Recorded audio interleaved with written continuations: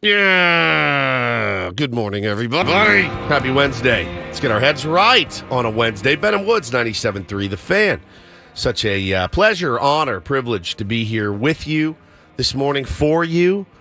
If I could come through the radio right now and give each and every one of you a hug, many of you I would also French kiss, many of you I wouldn't. And just tell you thank you for being here every single day for this program. It was a pretty cool day yesterday. Got a nice little write-up in Barrett Sports Media, and it was just awesome. It was the timing of it couldn't have been better, honestly, and obviously. And it's just a testament to this audience. So I wanted to start the show by thanking you guys, number one, out of the chute, because clearly without you, it would just be three J-offs sitting around, doing bits and having fun and telling stories. But you guys have just completely transformed everything in our wildest dreams. We never thought these heights were reachable, and obviously they weren't without you. So I appreciate you very much. I am Woodsy. That is Paul Reindl, the great Paul Reindl. He is our executive producer. He is the imaging director of this radio station as well. Good morning, Paulie. Good morning. Great to see you. I just want to echo everything that you just said. Yeah. It was, I wouldn't say there was anything new to us, any new information in that story that came out yesterday, but seeing it in print, pretty cool. It's one thing to hear it from us. Hey, no, trust us. It's great. Yeah. We're doing really good. Yeah, right. Don't worry about it. We're doing Trust fine. me, we're fine. You guys are the best. We're great. And everything's fine. No, it was really, really special. Woo. And yeah, man, I go back to the meetings that we had when this show started at the old station and goals that those managers had for us. Yes. If we achieved those numbers now, I'd quit. Yeah, I would literally we'd quit. probably be done with radio at that point. We've reached a height that I never even dreamed was possible. I didn't either, and couldn't do it without all the tier ones out there. Again, I will hug you, I'll French kiss you, many of you, when I see you. Benjamin Higgins, your friendly neighborhood sports anchor, here as well. Would you also like to echo my sentiments, or no? You don't have to. I do not want to French kiss everybody. I actually, to be honest, I'm probably not going to hug everybody either. I will give you a fist bump. A bump. Will you hug anybody that's not in this room? Rarely, no. I don't. I'm not a hugger. I'm not. It's all right. I've actually even the bro hug. I've awkward with much that. better. I'm trying to get better. You're a much better bro hugger. I don't like now. hugs. Yeah, I don't like hugs. I don't dislike them. It's just not my natural go-to move. I like my space. I was taught, extend your hand, shake your hand, and I did it for so long that it's just the natural move. I will add a couple of clarifications. I don't disagree with anything you said. However, we are still three J-offs just sitting around telling stories and laughing. We just happen to have a fantastic audience out there that supports us, and we do thank you immensely for that. The other thing is, if you don't know what Barrett Sports Media is, don't worry about it. It's a kind of an inside trade publication that follows sports talk radio around the country. It's a big deal for us. It's a big deal for us. It's not, wait, did I miss something out there? You guys in Time Magazine? Yeah, no, we weren't. ESPN did not do a feature on us or anything like that. It's a trade publication. But for us, it's like cool because the people who are in the industry Forbes didn't reach out to you guys. Will follow that and we'll see that you're doing well. And so everyone likes a little write-up in whatever industry you're in. You probably have like a trade publication out there that follows your business, and they do a little write-up on you. And it doesn't make you famous, but it feels good that people who are in your business are recognizing success and good work that's being done. Did you guys send it to anyone? I did. Who'd you send it to? Send it to my mom. I sent it to my mom and dad too. Yeah. I sent it to my wife and my mother-in-law. I sent it to my my wife as well, my mom, my dad. It's wild. Ben and I will be 49 years old this year. You still desperately seek the approval of your parents. And I sure hope my kids do. When I get older, I sure hope they desperately seek my approval like I do my parents. If I make a birdie, I'm like texting my dad. I'm 48 years old. I'm like, just birdied 3 at Encinitas Ranch. He's like, all right, man, cool. You've got kids of your own and stuff. You have a house, you have cars. Like, it's just it's a weird thing. But you always want your folks to be proud of you. Some people do it in spite of their folks. I think that's also a thing, and I admire that as well. But no, it was a really cool thing. And but now listen, turn the page and move on. And how do you stay there? Obviously, you guys, the audience, are what counts the most. And I just this year, one of my things I didn't even tell you guys. Like one of my resolutions this year was to be more of a listener and a learner. Try to learn more this year instead of coming in and kind of waving the wand at people. Try to listen a little bit more. Try to learn a little bit more.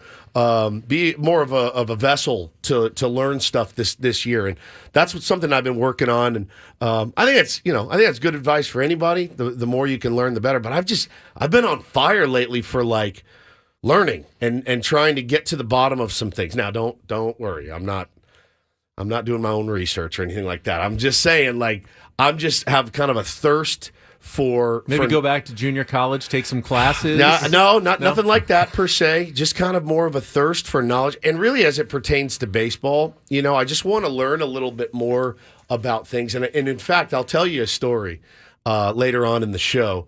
I went to Gabe Kapler's website, and I'd done this a while ago, but there's an article now that he works for the Marlins.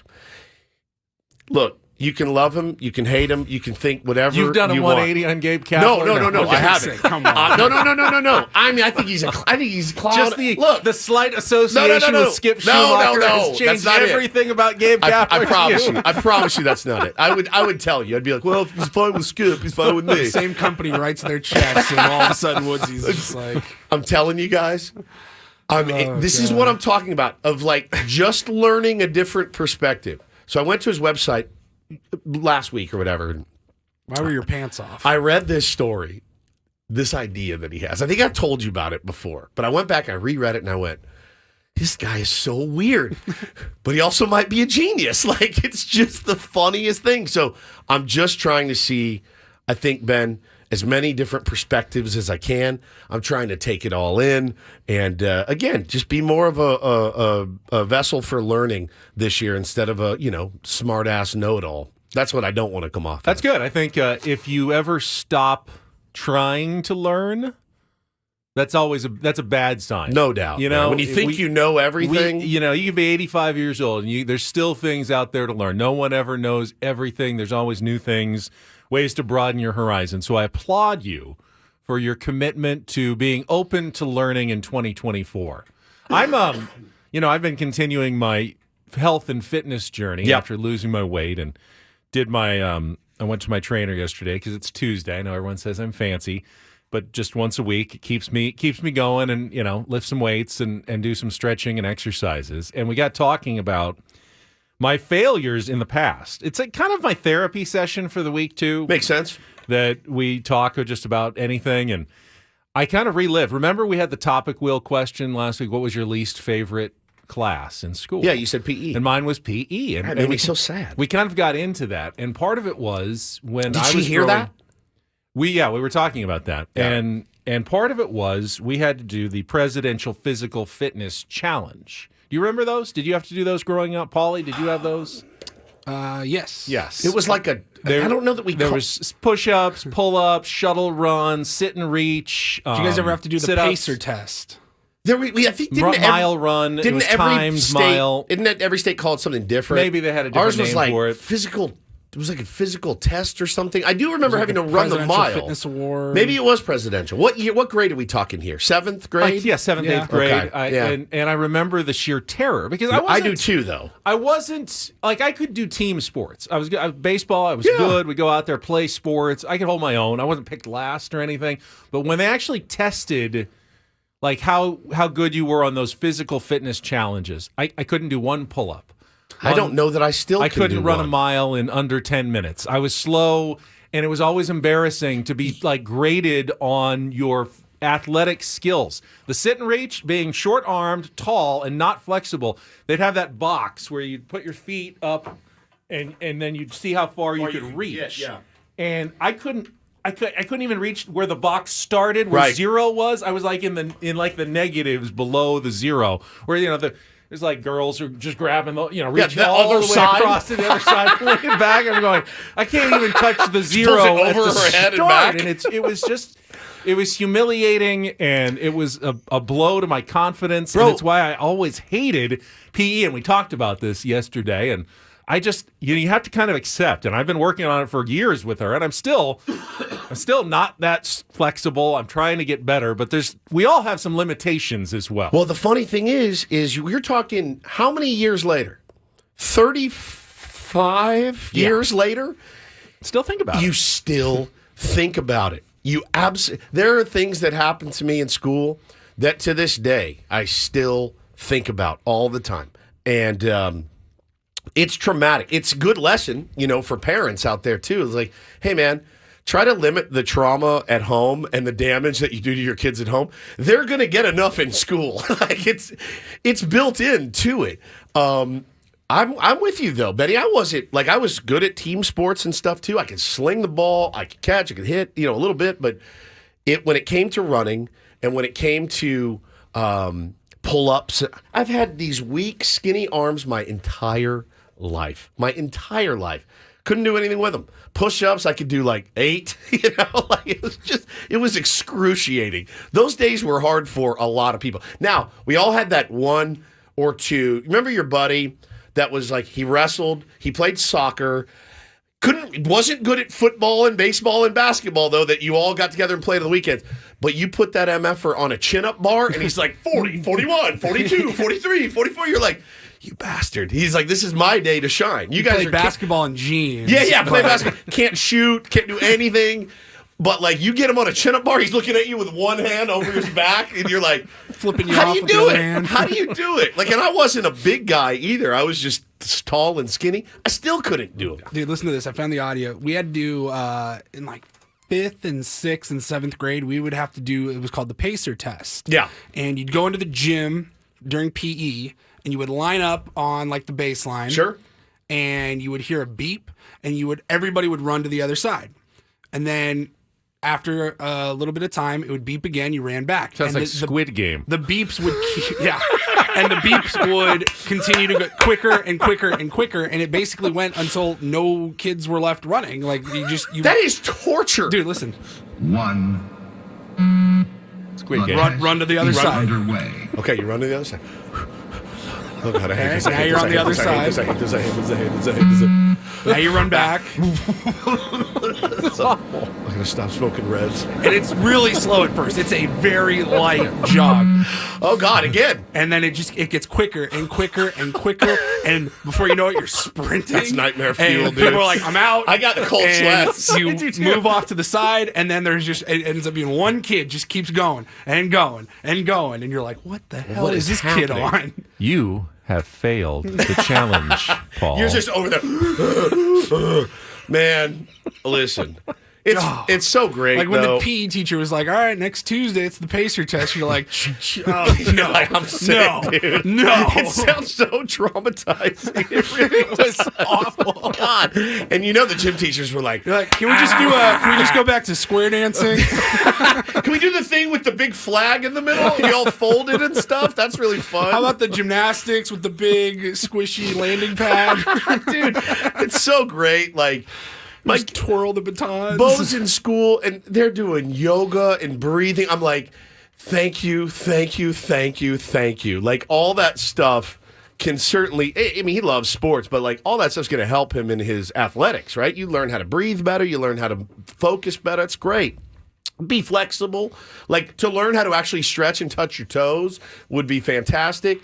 As Paulie and I head out to fantasy camp, I'm going to play one game and I'm going to barely be able to walk. So, man, you're right. That was some really traumatic stuff. But I'm glad she listens to you, Benny. I hoop a couple times a week and I stretch good enough. Like, I don't pull muscles. Right. So apparently I'm doing something somewhat right. I've never been like crazy flexible. Like, if I could go back and do it all over again, I would start stretching stretching the right way. Yeah. And I was always jealous of people that could just palms on the ground. Touch their toes, palms on the ground. She also said Jukebox Hero is her favorite song of all time. Oh, so good. She's now a big fan of our new Tuesday Open. What is her name again? Trish. Shout out Trish. Thank you so much for being here. The rest of you. Let's take a time out. We'll come back. We'll set the menu for the show today. The only thing I can promise you is that this show is a crap today. on Ben and Woods. This is a crap. This is a crap today. This is a crap. On Ben and Woods. We'll set the menu, tell you what to expect as we move on Ben and Woods on a Wednesday morning. Thank you for joining us. Let's check traffic as we get rolling here on 97.3 The Fan.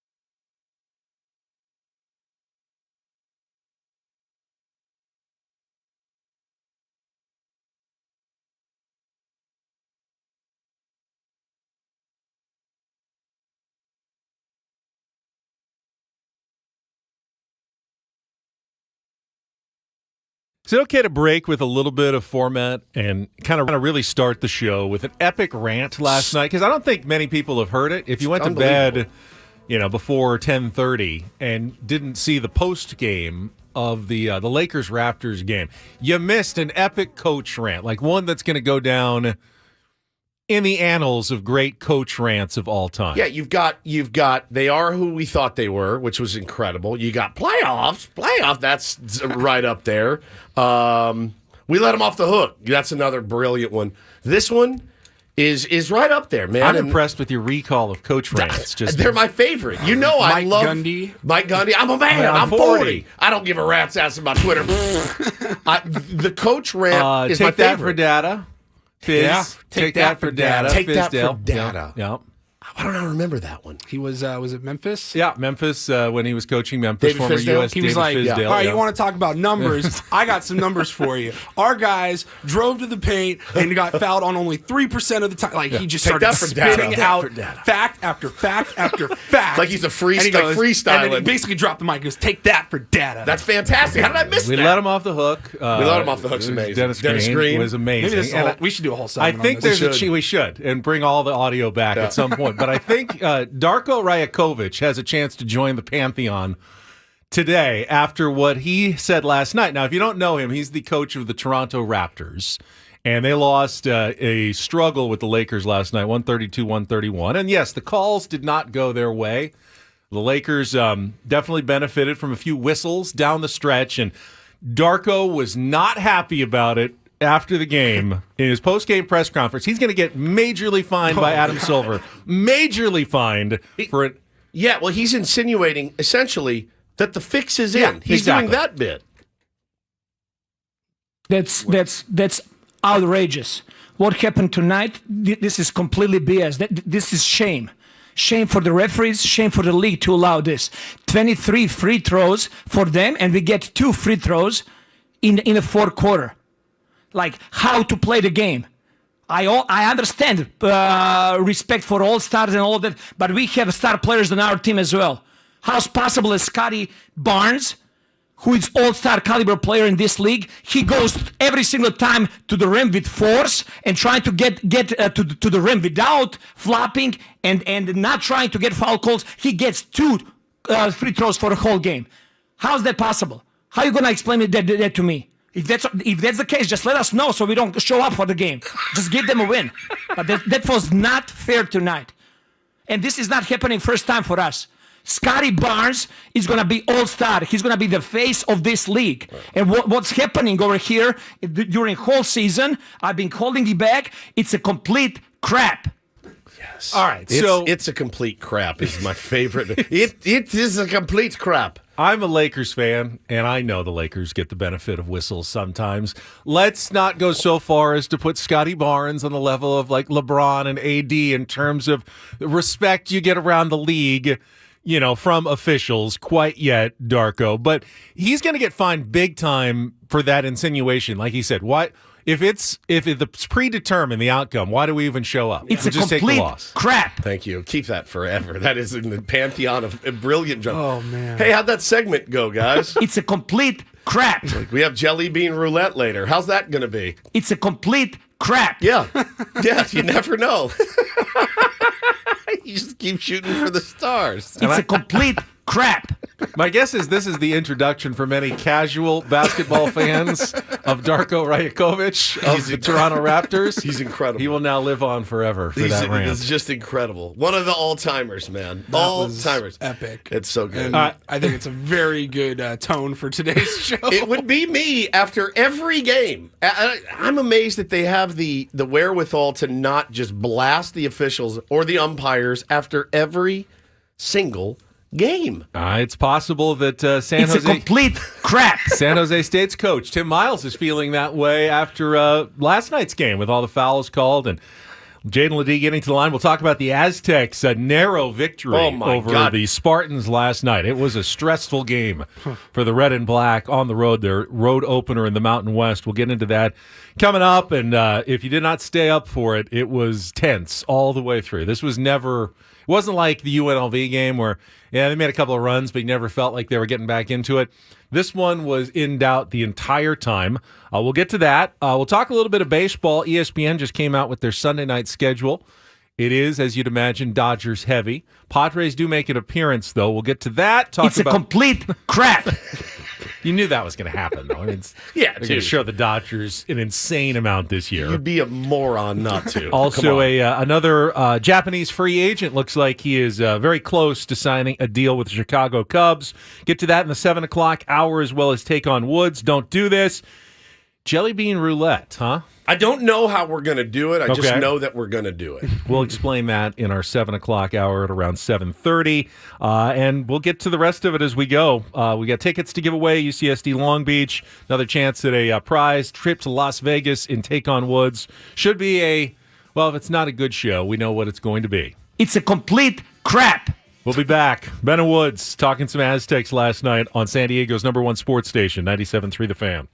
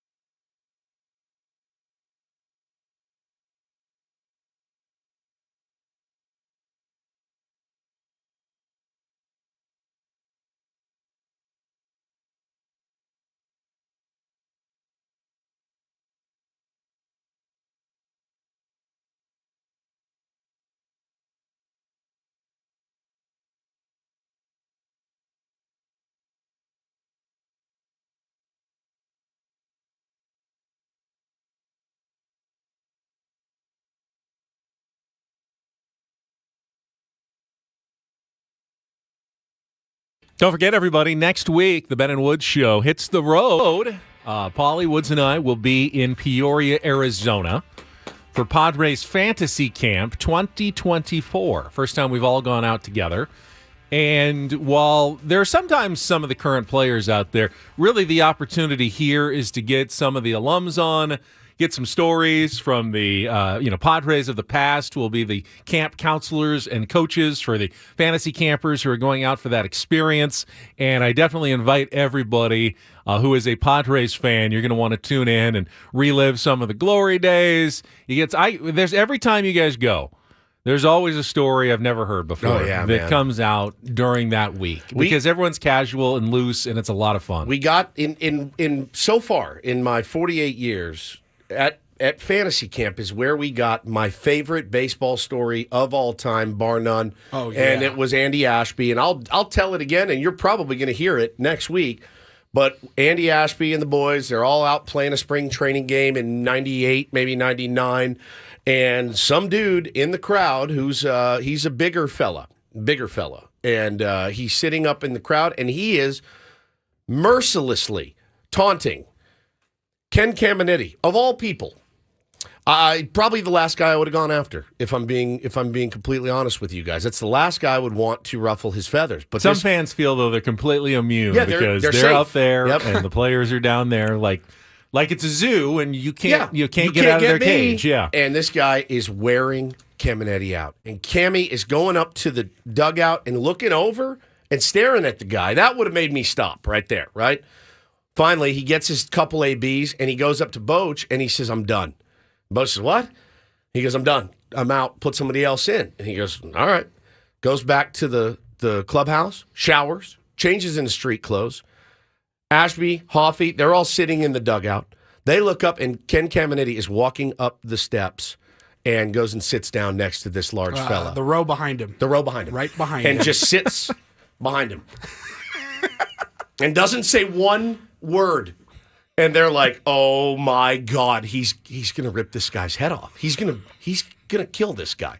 So Ashby and Hoffy run up through the clubhouse, run all the way around, down the stairs to sit next to Cammy. They're like running past the lemonade stand. Yeah, in uniform, I think. And they're like, "All right, bro, we have to be there," because and he said the guy didn't move. He just sat like a stone. Like a statue. Like he just didn't move for the whole rest of the time. Like a deer in headlights. Like if I don't move, maybe he won't see me. If I don't move, he can't hit me if I don't say something. If I say something, he can punch me in the back of the head. But I effed around, and now I'm about to find out. And I heard that story, and I went, he's just like me. He's just like... They're not immune to getting their feelings hurt as well. Ken Caminiti, who's just like the GOAT, biggest hard ass of all time. And you get stories like that out there. Now, we got different voices out there this year as well. Yeah, I got the list. Give me the list, So Paulie. this year is the 40th anniversary of the 1984 team, and they're going to pay respects to that at Fantasy Camp. And so part of the alumni, we're going to have the usual suspects: Andy Ashby, Heath Bell, Archie Sinfracco, Mark Grant, Carlos Hernandez, Mark Loretta, Trevor Hoffman, Jake Peavy's going to be there this year. Randy Jones is the commissioner. He's out there in uniform, just cussing everybody out. It's amazing. And then from the 84 team, they have Dave Dravecki, Tim Flannery, Terry Kennedy, Gary Templeton, and Greg Nettles. Greg Nettles is going to be cool, and Flannery is going to be great. Flannery is a master storyteller. I'm looking forward to sitting down with Flan and jamming a little guitar. Bring the Terminator. I'm not bringing the Terminator, damn it, but I'll bring my acoustic, and maybe we can do a little on-air jam sesh. And my guess is that Fantasy Camp won't be the last time you hear about the 40th anniversary of the 1984 Padres team. I bet during the course of the season they'll find a way to bring it up once or twice a week. Yeah. I mean, depending on how well the season's going, the worse the team is on the field, the more you'll hear about the 84 Padres. The better the team is on the field, the less you'll probably need to hear about the 84 Padres this year. 1984 bobblehead set. The water is warm, guys. Just jump in and just embrace it. Embrace it this year. And we're going to be doing some fun stuff next week on our YouTube channel. Yep. We're going to have some member streams. We're going to have some public live streams. Yeah. We're going to try to mic Woodsy up for for a game or at least a couple innings. An inning or so. We'll go live during a game if we can set it up out there on field 1 or 2 and have Ben do play-by-play during one of our games. Yeah, you always wanted to do play-by-play. Here's your chance. Or you want to get back to it. This is your chance to do it. I'm sure Tom Seidler, he'll get you a roster sheet and everything. I'll enjoy myself. I like calling a game. That's going to be fun. So I went last night from cheering for the Aztecs to cover, because I said I think they can cover the 10.5 on the road, money, by the way. to just hoping they survive at San Jose State. We'll get into last night's barn burner in NoCal right after this check of traffic on 97.3 The Fan. From the 97.3 The Fan Traffic Center, here's Kelly Danick. Traffic is sponsored by Valvoline Instant Drive-Thru Oil Change, your 15-minute instant drive-thru oil change. Definitely starting to heat up on the roads a bit, guys. Literally, westbound King Freeway at Federal, getting reports of a possible brush fire over to the right shoulder. 2-car collision on westbound 8 just past Fletcher Parkway. They are in the center divide. Stop by any of the 30 San Diego Valvoline Instant Drive-Thru Oil Change centers. You don't have to get out of your car, and it usually only takes 15 minutes or less. Visit SoCalOilChange.com for discounts and locations nearest you. Valvoline Oil Change centers are open 7 days a week. I'm Kelly Danick with Ben & Wood, San Diego's #1 sports station, 97.3 The Fan. So let me ask you, what did you guys see? What did you not see last night? Because the tip didn't start until about 8:10 to 8:15, as I expected. 5 minutes for Woods. Yeah. I made it to halftime. Halftime. All right, it was a 1-point game at halftime. Aztecs led by as many as 8 in the first half. That was as far apart as the two teams ever got the entire game. San Jose State then hit like 3 threes in a row. And after that, it was essentially a one-possession game the entire second half, with very few times that the Aztecs went up by more than like 3 points. And it was tense the entire game. And I think there's a couple of different ways you can look at it. You can say the Aztecs maybe were a little flat, on the road, not playing in front of a big crowd, that they didn't have their best stuff in that game last night.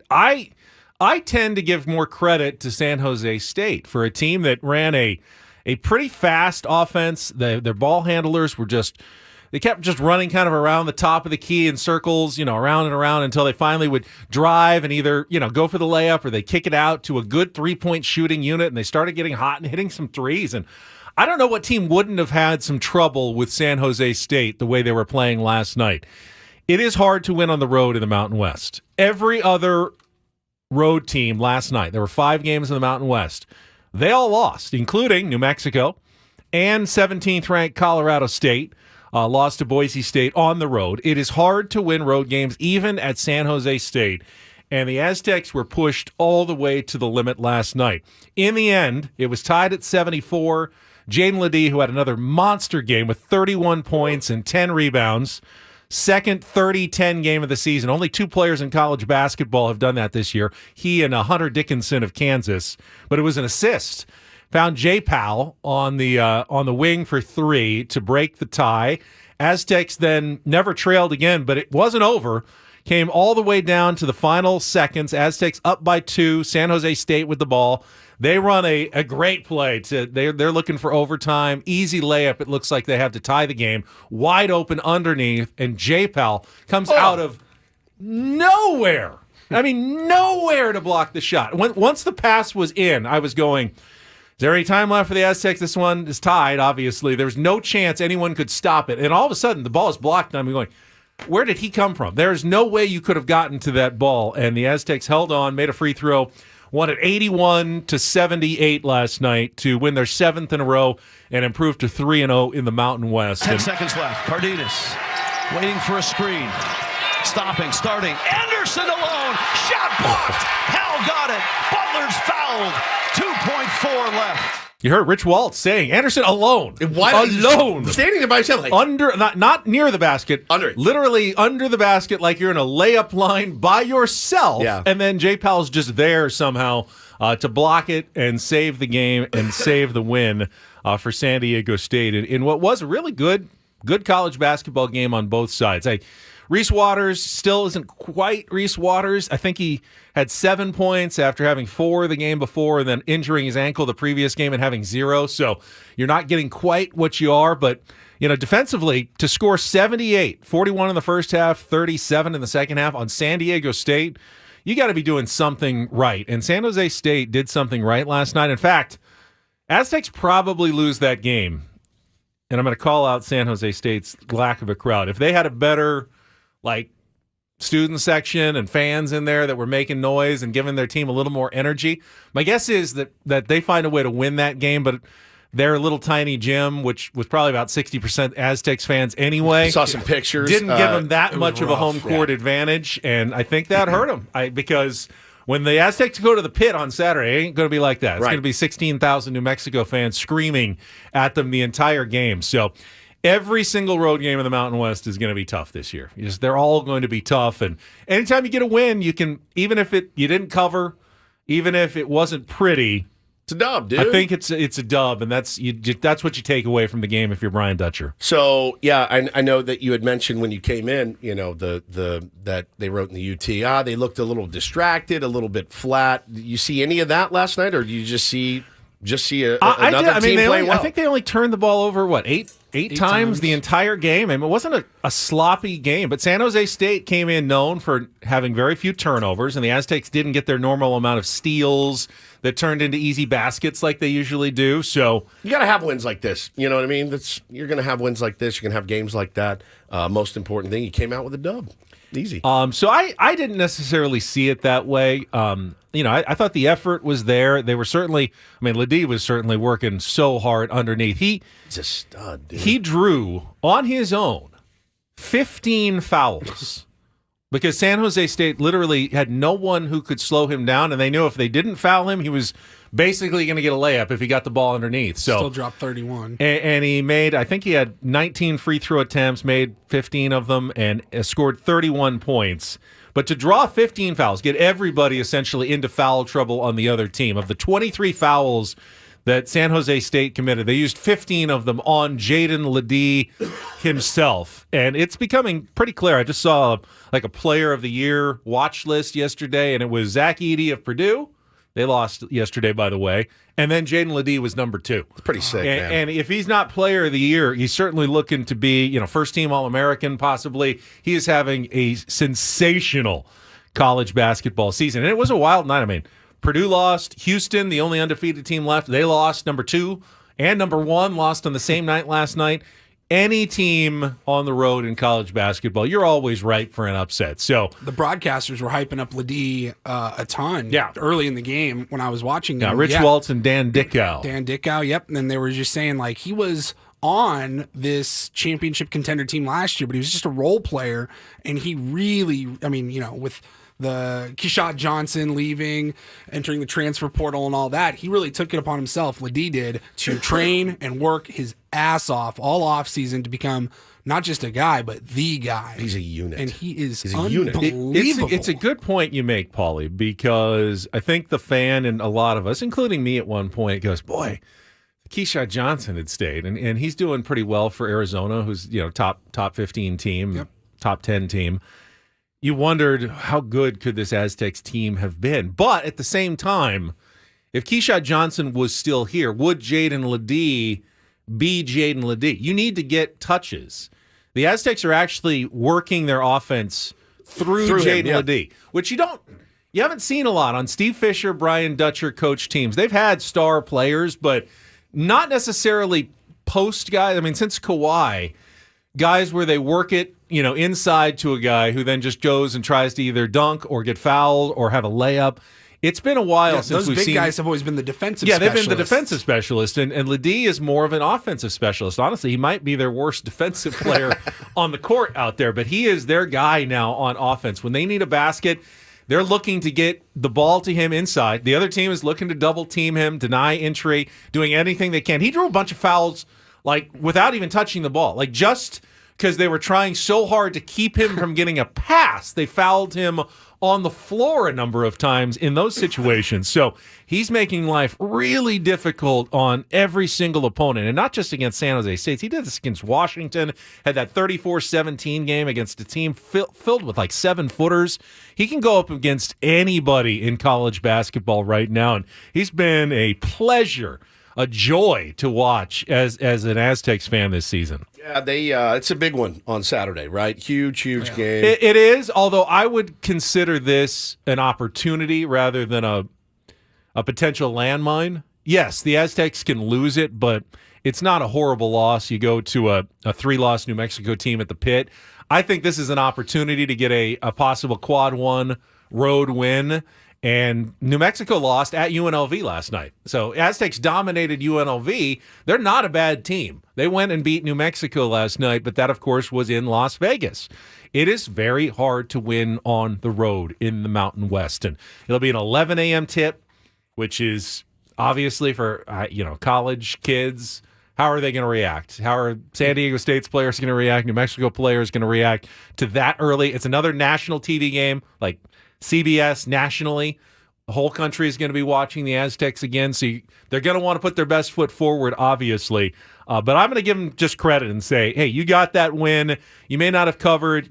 People may have expected you to win by more, but Jay Powell, 10 points, 9 rebounds, 2 blocks, including that game saver. Lamont Butler had 16. Micah Parrish had 13. That's a good win for San Diego State, despite what the metrics of San Jose State quad 3 game might say. I still think that was a pretty good win for the Aztecs. Yeah, one more note. We were just talking about Ledee and how he stepped up over the offseason, kind of a role player last year. Now he's transitioned into being the guy. We've talked about it a ton in the past with San Diego State basketball, whether it was Steve Fisher or Brian Dutcher. They recruit certain types of athletes, certain types of players. You're going to play defense. That's not a fun thing to do. It's not a fun thing to practice. It's miserable. You're getting down. Your body is sore when you're doing practice for defense. Those are the types of players that they go out and get. I also love that they get team-first guys. They've had star players, but not superstar ego athletes. And I was thinking about it yesterday. It's very rare. And it has worked, obviously. They are a perennial contender tournament team every single year. It obviously is working, and I thought about it with Darian Trammell, who transferred in here last year and kind of took everybody by storm, especially early on. I believe he was starting most games. He's rarely starting at all now. He's coming off the bench, and it doesn't seem to affect him at all. I'm sure he's bummed about it. I'm sure he wishes he was starting, but he's not letting it affect his game at all. I think that's important. Yeah, it's a good point. I saw the story this week. Mikey Williams, who was the went to Memphis, the local star, San Ysidro High School, top recruit, 5-star, but facing those gun charges and was suspended. He entered the transfer portal, and some people are going, well, the Aztecs might be able to get him back. They didn't even recruit him the first time, not because he's not a good player, and I don't know him. I'm not saying that he's a bad guy, but I don't think they thought he fit the mentality of what they were looking for. San Diego State, Dutcher, they recruit a specific type of player. Gym rat, defense first. It's got to be, and they stick to their culture, they stick to their plan, and it works for them. And a lot of coaches will go, hey, this guy's 5-star, he wants to come here, and San Diego State will essentially go, no, not a good fit. It's just not a good fit for what we're trying to do. Thanks, but no thanks. That's hard to do when you're a college basketball coach. And San Diego State ever had a one and done? I think, remember Evan Burns, and he never even got really onto the floor much. I mean, that was like their biggest recruit of all time. Yeah. And he never even got to play because he didn't really fit McDaniels, the mold. Winston Shepard, those they guys all stay. played 2, a lot of them 3 redshirt. years. Yeah, McDaniels played 2 years after redshirting for after the one and done before going superstars. to the NBA. They do not. It's their culture. And by the way, also credit to the amount of work that goes in. And the CBS Sports guys made the point. Finding a guy like Jay Powell in the transfer portal, bro, it's easy to see the guys who are on national TV and I saw him play and saw him in the tournament. Guy played for Campbell, and it's like in the Big South. Where is San Diego State finding out about these guys? That's the network. That's the work that these coaches put in all the time, looking for the next potential Aztec. Defensive Players of the Year, transfer. This guy fits our system. Found him in Buies Creek, North Carolina, playing for the Campbell Camels. That sounds made up, dude. Camels. Campbell Camels. That's made up. I think and Jay Powell is now an immense off-the-bench presence for San Diego State, doing great things. You presented that so well, Benjamin. All right, we will talk some baseball. The Sunday night baseball schedule is out. It does include your San Diego Padres in the first month of the season. It includes more Dodgers, as you'd probably expect. We'll play Take on Woods as well. Coming up next year on 97.3 The Fan.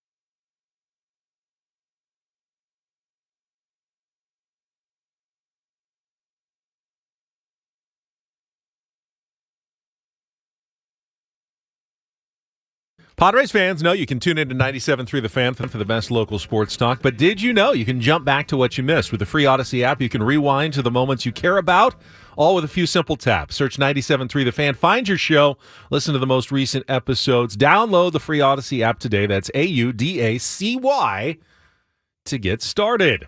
All right, let's start with some baseball talk here. Let's start with the Chicago Cubs. That's fine. If we can.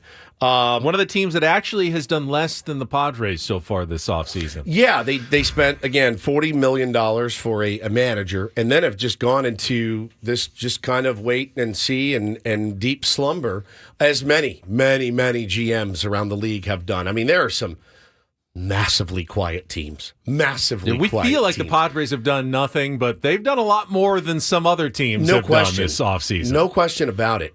So there is according to this piece in The Athletic, there is a strong sense of optimism that the Cubs will sign Shoto Imanaga. He is a left-handed pitcher from Japan. What? It's so quiet right now that headlines are based on strong senses of optimism at this point. Yeah, that's exactly right. Like, that's the details have not come out yet. I did see one kind of funky tweet about what the potential deal could be, and honestly, like, it was so weird. This is just where contracts are going to. It was like, well, the deal's for 2 years at $30 million, but it could be 3 at 60 or 4 at 80, right? Depending on some, what do they call those? Escalators and incentives and things like that. So, but it's an odd one. I think we as Padre fans are in a weird vortex right now, because I know the Giants. I had heard the Giants were in on Shoto Imanaga as well. So they keep swinging and missing at prospects. The Red Sox are another team. They're getting crushed in Boston. Dan Shaughnessy is all over them like white on rice, because he said at the beginning of the deal when they hired what's his face, the new GM, he said, no, we're going Craig Breslow. We are full bore, all foot on the gas. We're going to get these guys, and they really haven't been able to do much. It's interesting, the teams that aren't landing a lot of these players. The Yankees Giants need pitchers because they traded all of them to the Padres. Yep. And they haven't landed anyone yet. And they were in on Yamamoto and they missed out. Guess what? The Dodgers still probably need one more starter, and they're still in the market for him. I don't know if they really were interested in Imanaga, but someone they actually did not get. You mentioned the Red Sox. Cubs, the Giants. Cubs may finally be doing something. Giants need pitching still, and they have money to spend, and yet still haven't landed a ton. We're in this weird spot where it's like, the Giants didn't get him, but you just Farhan. I don't know what his plan is there in San Francisco. I know it's frustrated a lot of Giants fans. I think there's a lot of frustrated fan bases right now. Honestly, I think there's two fan bases that are probably like, all right, we feel pretty good about what we have going into the season, and that's probably the Braves, Ben, and that is the Los Angeles Dodgers. Those are really the only two teams that have really like. If the season started today, their fan base would go, okay.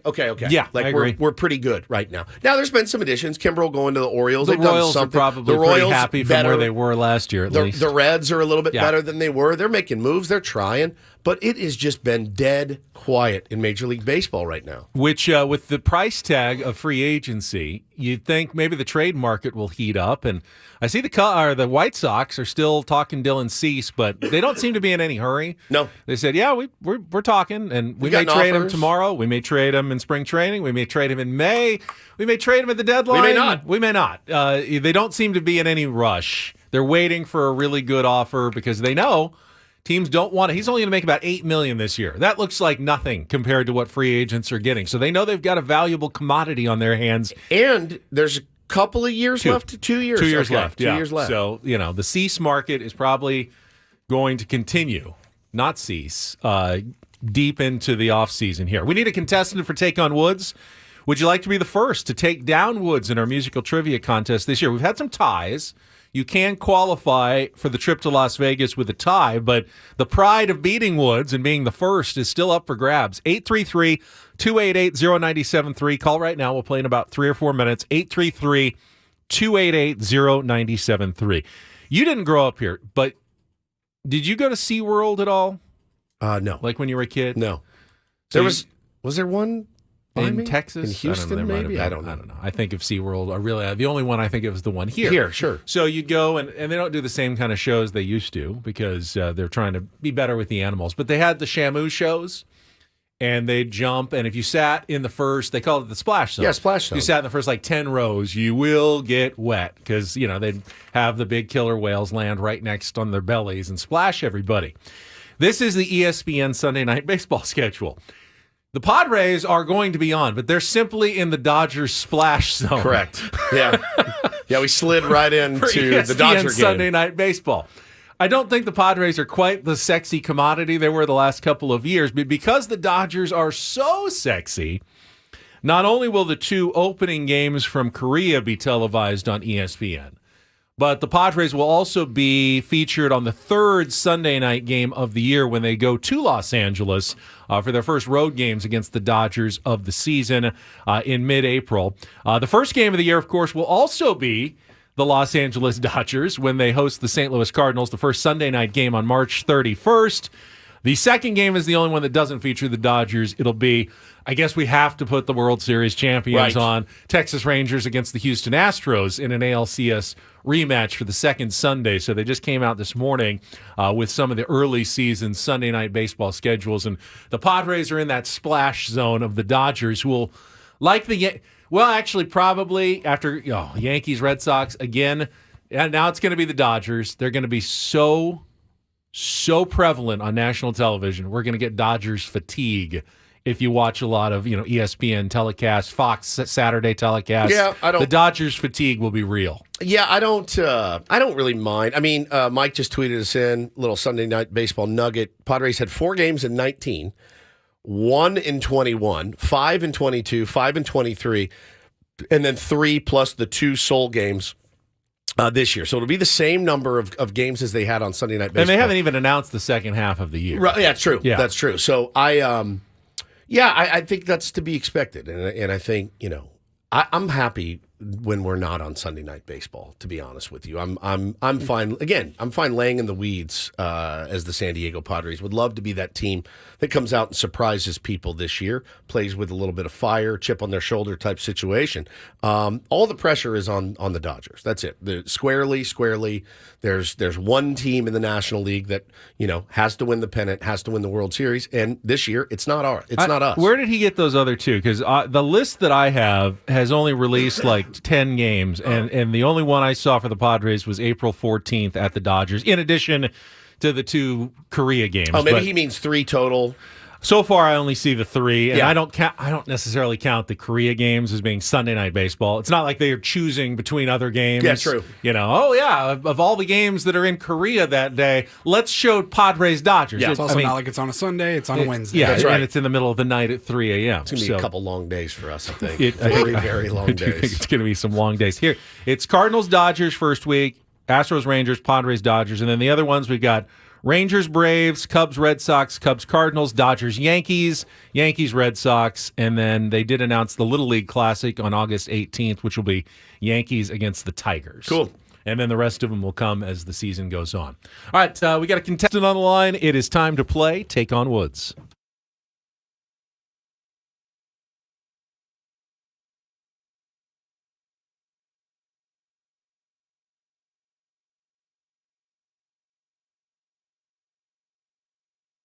All right, Tom, you are up to today. Good morning, Tom. How are you? I'm great. How are you? I'm good. And let me first tell you that Take on Woods is brought to you by Valvoline Instant Oil Change. It only takes 15 minutes, and you don't have to get out of your car. For directions and discounts, go to SoCalOilChange.com. That's SoCalOilChange.com. Speaking of change, Paulie, what change did you make that worked brilliantly today? I highlighted it. I bolded it. You did. And I think I even raised the size of the text. You may have added an exclamation point as well. And guess what? You drew my attention to it, and thus I finally remembered our great sponsor for Take on Woods here in 2024. All right, Tom, you get the advantage of the category in Take on Woods. Woods is gone. Here are your choices today. Make the Call. 5 songs about phone calls. Head of the Class. The word head appears in all 5 song titles. And our new category, Open and Shut Up. It is songs that include either the word open or the phrase "shut up"? I know that's weird, but that's what I got for you. Tom, make the call, head of the class, or open and shut up. Let's try make the call. Make the call. All right. Today's category includes 5 songs that are all about phone calls, and that could be just about anything. You'll have 60 seconds. Get as many as you can. If you beat or tie Woods, we will put you into our grand prize drawing for the trip to Las Vegas, 2 nights at the Westgate, and tickets to Tom Kiefer and L.A. Guns on April 11th at the Westgate International Theater. Tickets available at Ticketmaster.com. Check out the newly designed premier rooms at the Westgate Las Vegas, $70 million in room renovations. All right, first song is our 2-second song. You need to give me the title and the artist to score that point. We go on from there. Tom, you ready to play? I'm ready to play. All right, 60 seconds on the clock in the category Make the Call. Your time begins when Paul plays our music. Good luck, Tom. Let's take on Woods.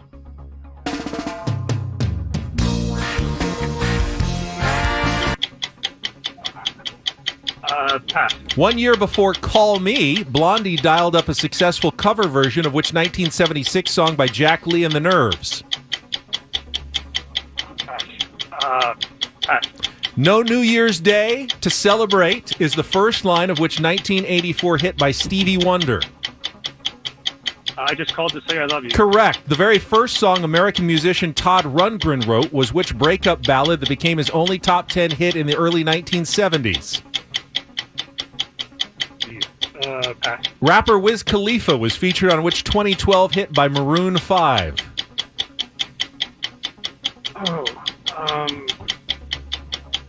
Shoot. Pass. Let's try the song again. Let's go back to our 2-second song.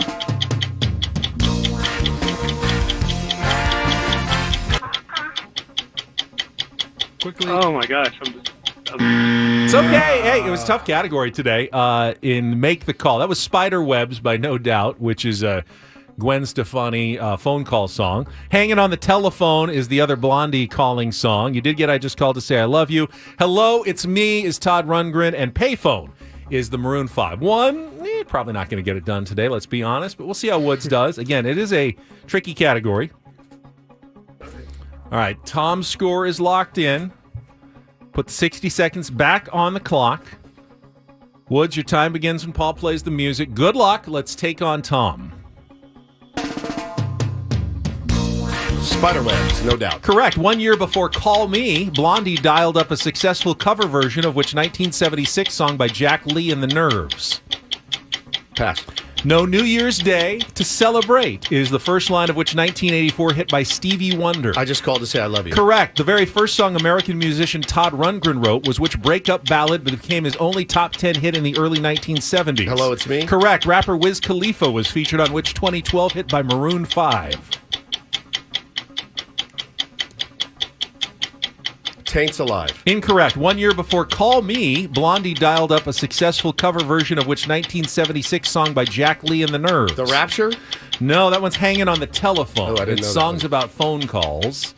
But 3 is good enough to win today, 3-1 over Tom. And a tough category, Make the Call. Make the Call. Payphone was the Maroon 5 Wiz Khalifa song. Yeah, you can fire all the Maroon 5 questions at me that you want. Heard it. You'd absolutely, I promise you'd know it if you heard it. But a win for Woods, and he remains unbeaten in 2024. Maybe Friday will be the day for a first win for a Tier 1 this year. Feels good. We'll have some real or fake tomorrow for someone who doesn't have the musical chops to take you down for a chance to qualify for Las Vegas. We've got an interesting segment next. It's going to be all do this, just by the way. Oh. We've got a really huge announcement from the Miami Marlins yesterday that made some national news. It's really, really cool. And we have a couple of the best phone calls you'll ever hear on the radio. Love it. And I would take more calls if they were like this. Next. On Ben and Woods, after a check of traffic on 97.3 The Fan.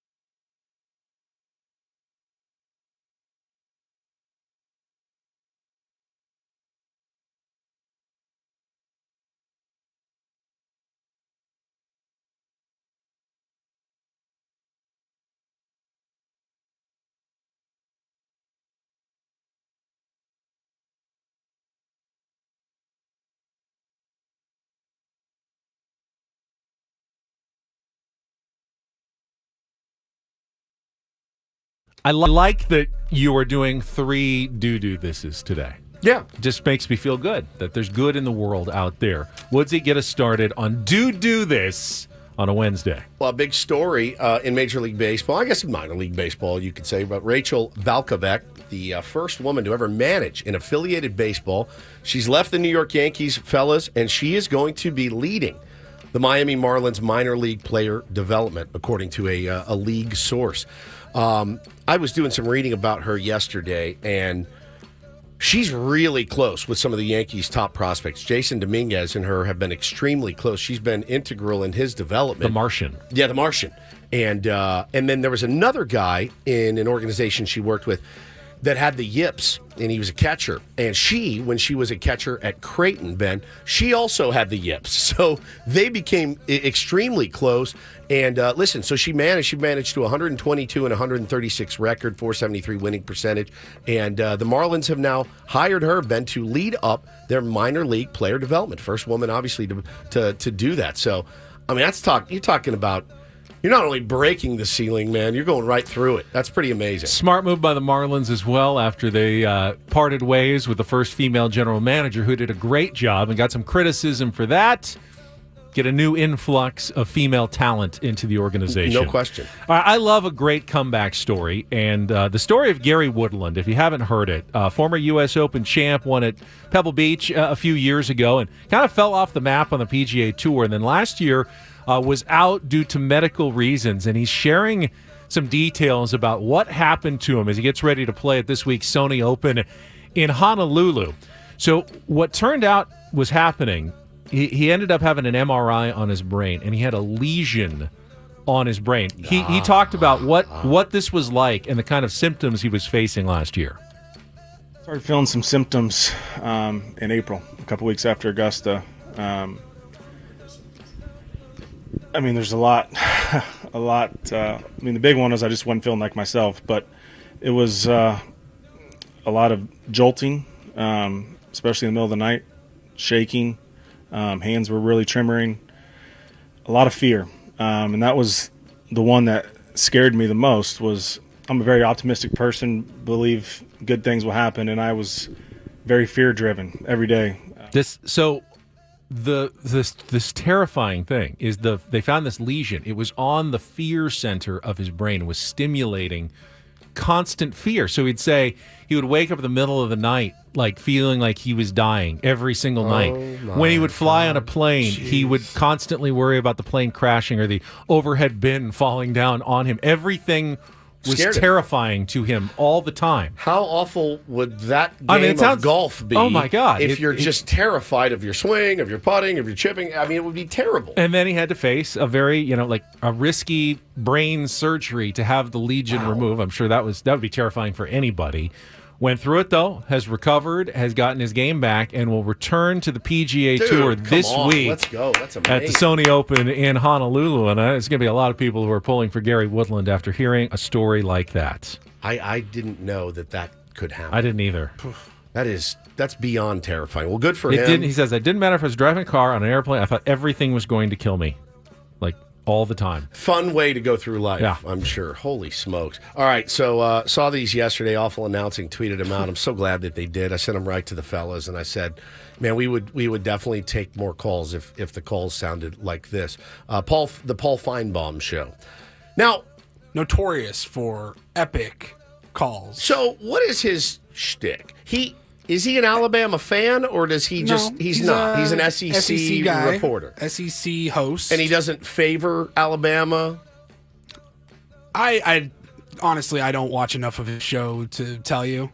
I just know that he gets a lot of crazy SEC diehard fans. What a... reasonable whether people. It's LSU, Alabama, Auburn... What a niche to have. He walks into work every day, he's like, oh, God, and here they come out of the woodwork. Well, he got 2 straight-up bangers yesterday. So good that we put them on Do This. Let's start with the first call was Larry in Alabama. I don't mind you winning. I don't mind them winning, but they always have to do it in a sarcastic-ass manner. Larry. They always have to degrade the other team to make. That sounds like Alabama fans. Look better. Larry, repeat after me. Don't give Alabama no credit. Larry, will you repeat after me? Michigan. You haven't given Just repeat. Alabama no credit. Michigan. Michigan. Say that. I'm not going to repeat BS you tell me to say. They won the game. No, I want you to repeat these words. Michigan. No, Larry, you're Michigan. Just say Michigan, okay? No, I'm not going. I'm going to say this: quarterback got his ass buried. Randy, you be Larry for a second. Michigan. Kicked. Our. No. You want to say that team that beat Alabama? Okay. So you will not even say the name Michigan? Nope. Sure won't, brother. How about that? And how about roll down Tide? Now, bye. Ooh. Do you think not going well in Larryville? Do you think Larry has ever taken a pack of Camels and rolled them up in his sleeve? At any point, do you think he's ever bought a soft pack of Marlboros? Honestly, I couldn't get past the first sentence. How do you win sarcastically? Yeah, they were there. They just win so sarcastically. It's incredible, man. All right, well, Larry was the only Alabama fan to call in. This one to the Paul Feinbaum show. This one laid me out. Let's go to Todd in Alabama. Todd. Hey, Paul. Thank you for taking my call. Look here. What's up with all the damn disrespect for Alabama? Let me tell you something, Georgia.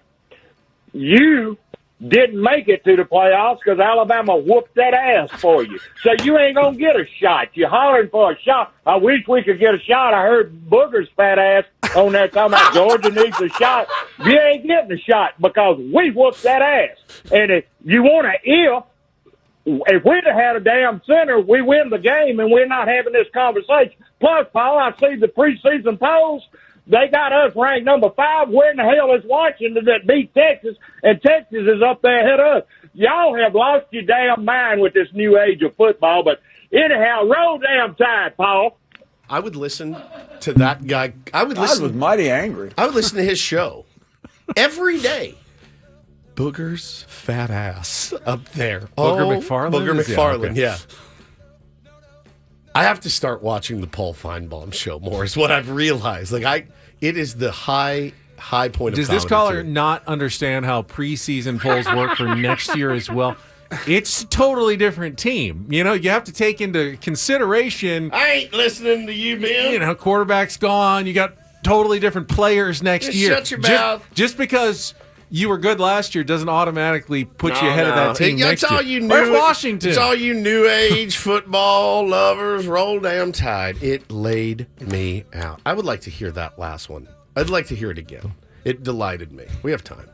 Todd. Hey, Paul. Thank you for taking my call. Look here. What's up with all the damn disrespect for Alabama? Let me tell you something, Georgia. You didn't make it to the playoffs because Alabama whooped that ass for you. So you ain't going to get a shot. You're hollering for a shot. I wish we could get a shot. I heard Booger's fat ass on there talking about Georgia needs a shot. You ain't getting a shot because we whooped that ass. And if you want to if we'd have had a damn center, we win the game, and we're not having this conversation. Plus, Paul, I see the preseason polls. They got us ranked number 5. Where in the hell is Washington that beat Texas, and Texas is up there ahead of us? Y'all have lost your damn mind with this new age of football. But anyhow, roll damn Tide, Paul. Makes me realize there are people out there who think Georgia isn't Southern enough. Right. Do you think that over-under Skinner records in his collection? 12. Over. Yeah. I mean, how many Skinner albums are there? There's a lot. Then over. All right. I went back and found it. Feinbaum? This was the best call that Paul Feinbaum has ever taken, and it was from Tammy. Oh, Tammy was legendary. Tammy is a legend. Auburn fan. It's sad. She actually passed away a few years ago. And I remember, Paul Feinbaum was visibly shaken up and, did a whole tribute to her, on his show. It was really great. This is the most epic call I've ever heard in sports radio. Let's grab some more calls. And Tammy, can't wait to hear this call. He knows what's coming. From Alabama. Hey, Tammy. Hey. Hey, John. Look. I want you to know that I know that comedians out there and I know that they're doing whatever they do. But let me tell you something. I do not agree that Alabama should have went all the way to the number 1 spot. That is the most ridiculous thing that could have happened. Oh, God. Paul, they are all the way to the number 1 spot. Who has done that yet? Nobody. Oregon, why did he jump Oregon? There's no Tammy, reason for them have you to ever jump thought Oregon. that this is just not going to be your year? Everything you wanted to happen hasn't happened. Oh, my gosh. It's always my year when Auburn plays, but let me tell you something. You know what? That reminds me. K-Dub said that I'm for all the Tammys out there. Let me tell you, there ain't but one Tammy, and that's me. You understand? There ain't but one of me, that's for sure. And I'm going to tell you, I have complained about this defense for 3 years. Doesn't it? Why is he talking over him? Have I not complained about our defense for the last 3 years? Have I not? Even when we were winning last year, I still complain about the way they tackled. How many times have I said my grandson Tammy always breaks down defense and does that. Tammy, let's be honest. Nobody really cares your opinion of Auburn's defense, okay? Oh, wow. Oh, my God, Paul Funbaum, I could just...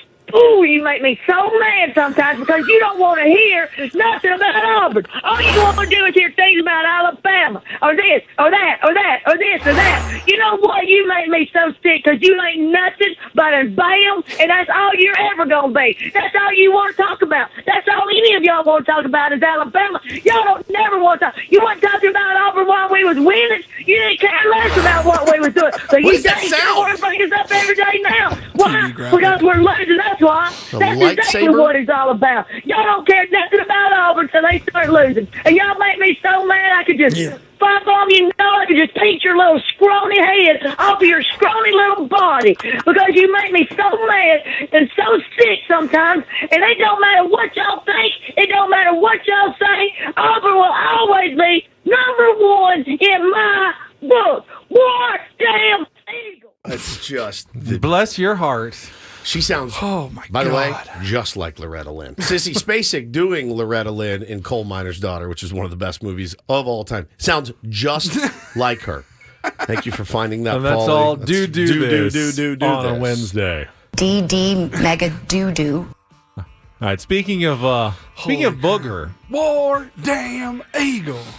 Speaking always of looking booger. for transitions. Little Jellybean Roulette that Woods has brought in. This is actually this is a Bo Woods bit that he has suggested for the show. That's the offseason. And you have like nasty jelly beans that we're risking eating, including a booger-flavored jelly bean in there. Can I interest you in a old bandage? Old bandage flavored. Oh, God. Maybe a liver and onions would be good for you. We'll see. I hope you have to eat that thing. I've already eaten my share of stuff boogers that I know, don't eat on this show. I know you have. Coming up next, Ben Wood, San Diego's #1 sports station, 97.3 The Fan.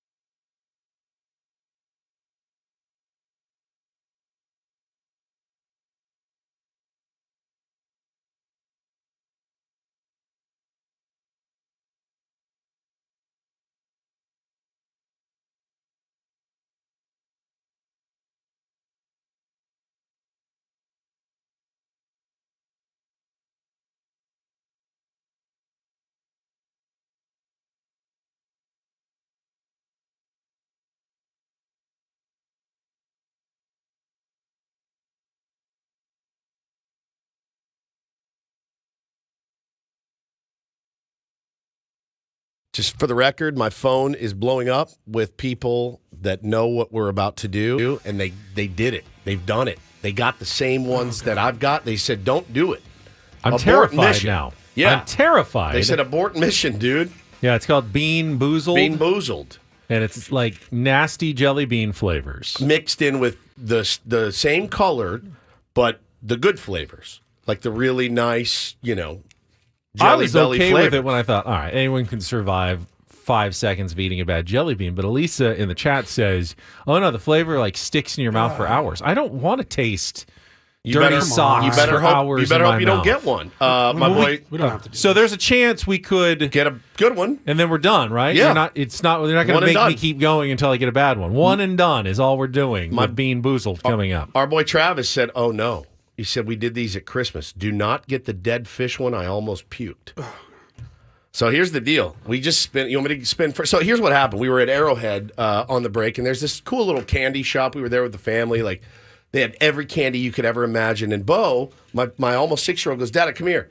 And I'm like, yeah. He goes, look at this fun thing. And it's this tin, and it's got a wheel on top. And I go, oh, yeah, it's cool. He goes, you guys should do this on the show. Eat these jelly beans on the show. And I go, oh, well, no, I'm not going to eat jelly beans on the show. Who would want to hear that? And he's like, look, but they're funny. And I'm like, show the tin. So here's the tin, if you're looking right now. And it's got a little wheel at the top that you spin. And there's a color, all right? And if you get that color, you could get a good one, like the brown one, if you get cappuccino, or it's liver and onions. Or if you get the multicolored Tutti Frutti, or it's stinky socks. The peach one is also barf. The birthday cake is dirty dishwater. The berry blue is toothpaste. The strawberry, just hearing the names. Strawberry banana smoothie is dead fish. The juicy pear is booger. Kevin says just pick blue since the bad one is mint. But if you're spinning the wheel, you don't get to choose. Yeah, your you don't color. get to choose. The buttered popcorn or rotten egg. The stink bug or toasted marshmallow. The pomegranate or old bandage. And so I'll go first. Ready? Yeah. Spinning. All right. I'm spinning. I got, oh God, peach or barf. What if you do barf? What if the barf makes you barf? Here we go. All right, he's got it. He just went right for it. Oh, that's peach, baby. Oh, you are so lucky. God dang, that is delicious, man. You are so lucky. That's delicious. Fantastic. I hate you.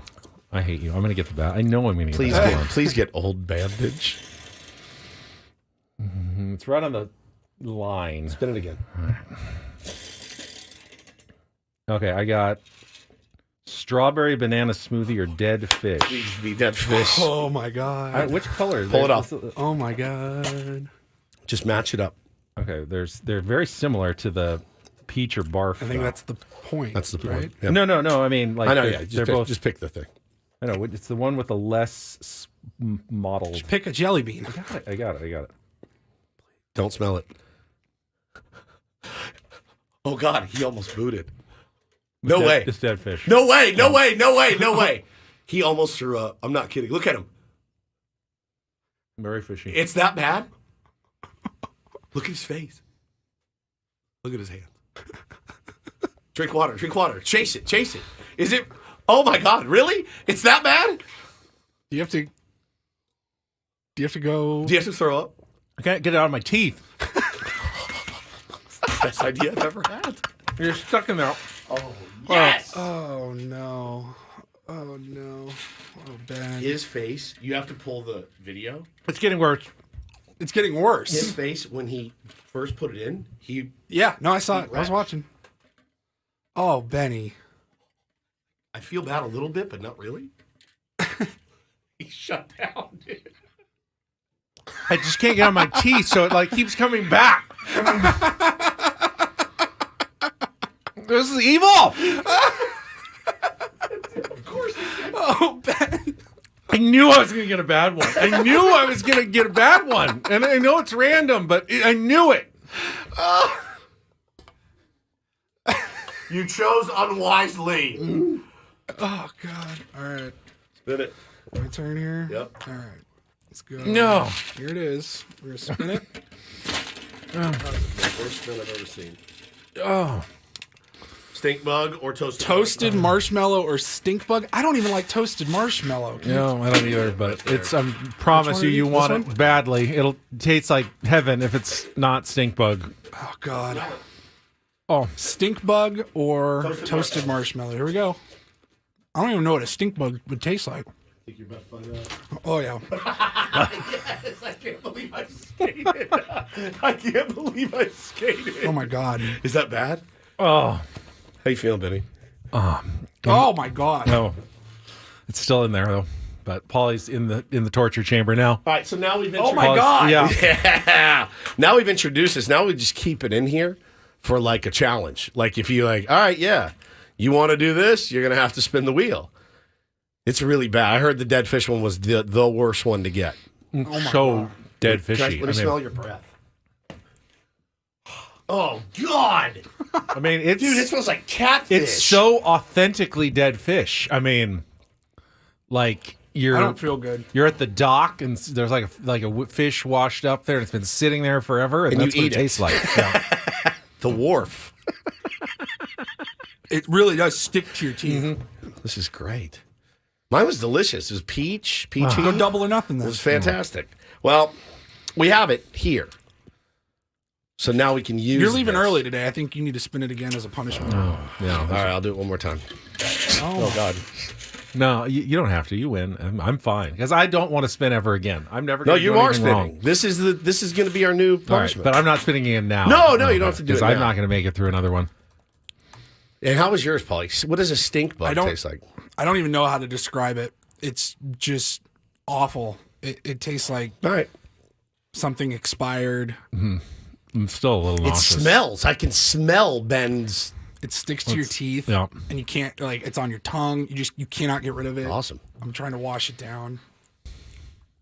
Let's check traffic. Yeah, A let's do very that. long, detailed. Oh, please, my God. I Kelly. can still smell it. I mean, it's not going away. I hate that you don't have to experience this either. Yeah, this is like our penalty box. Oh God.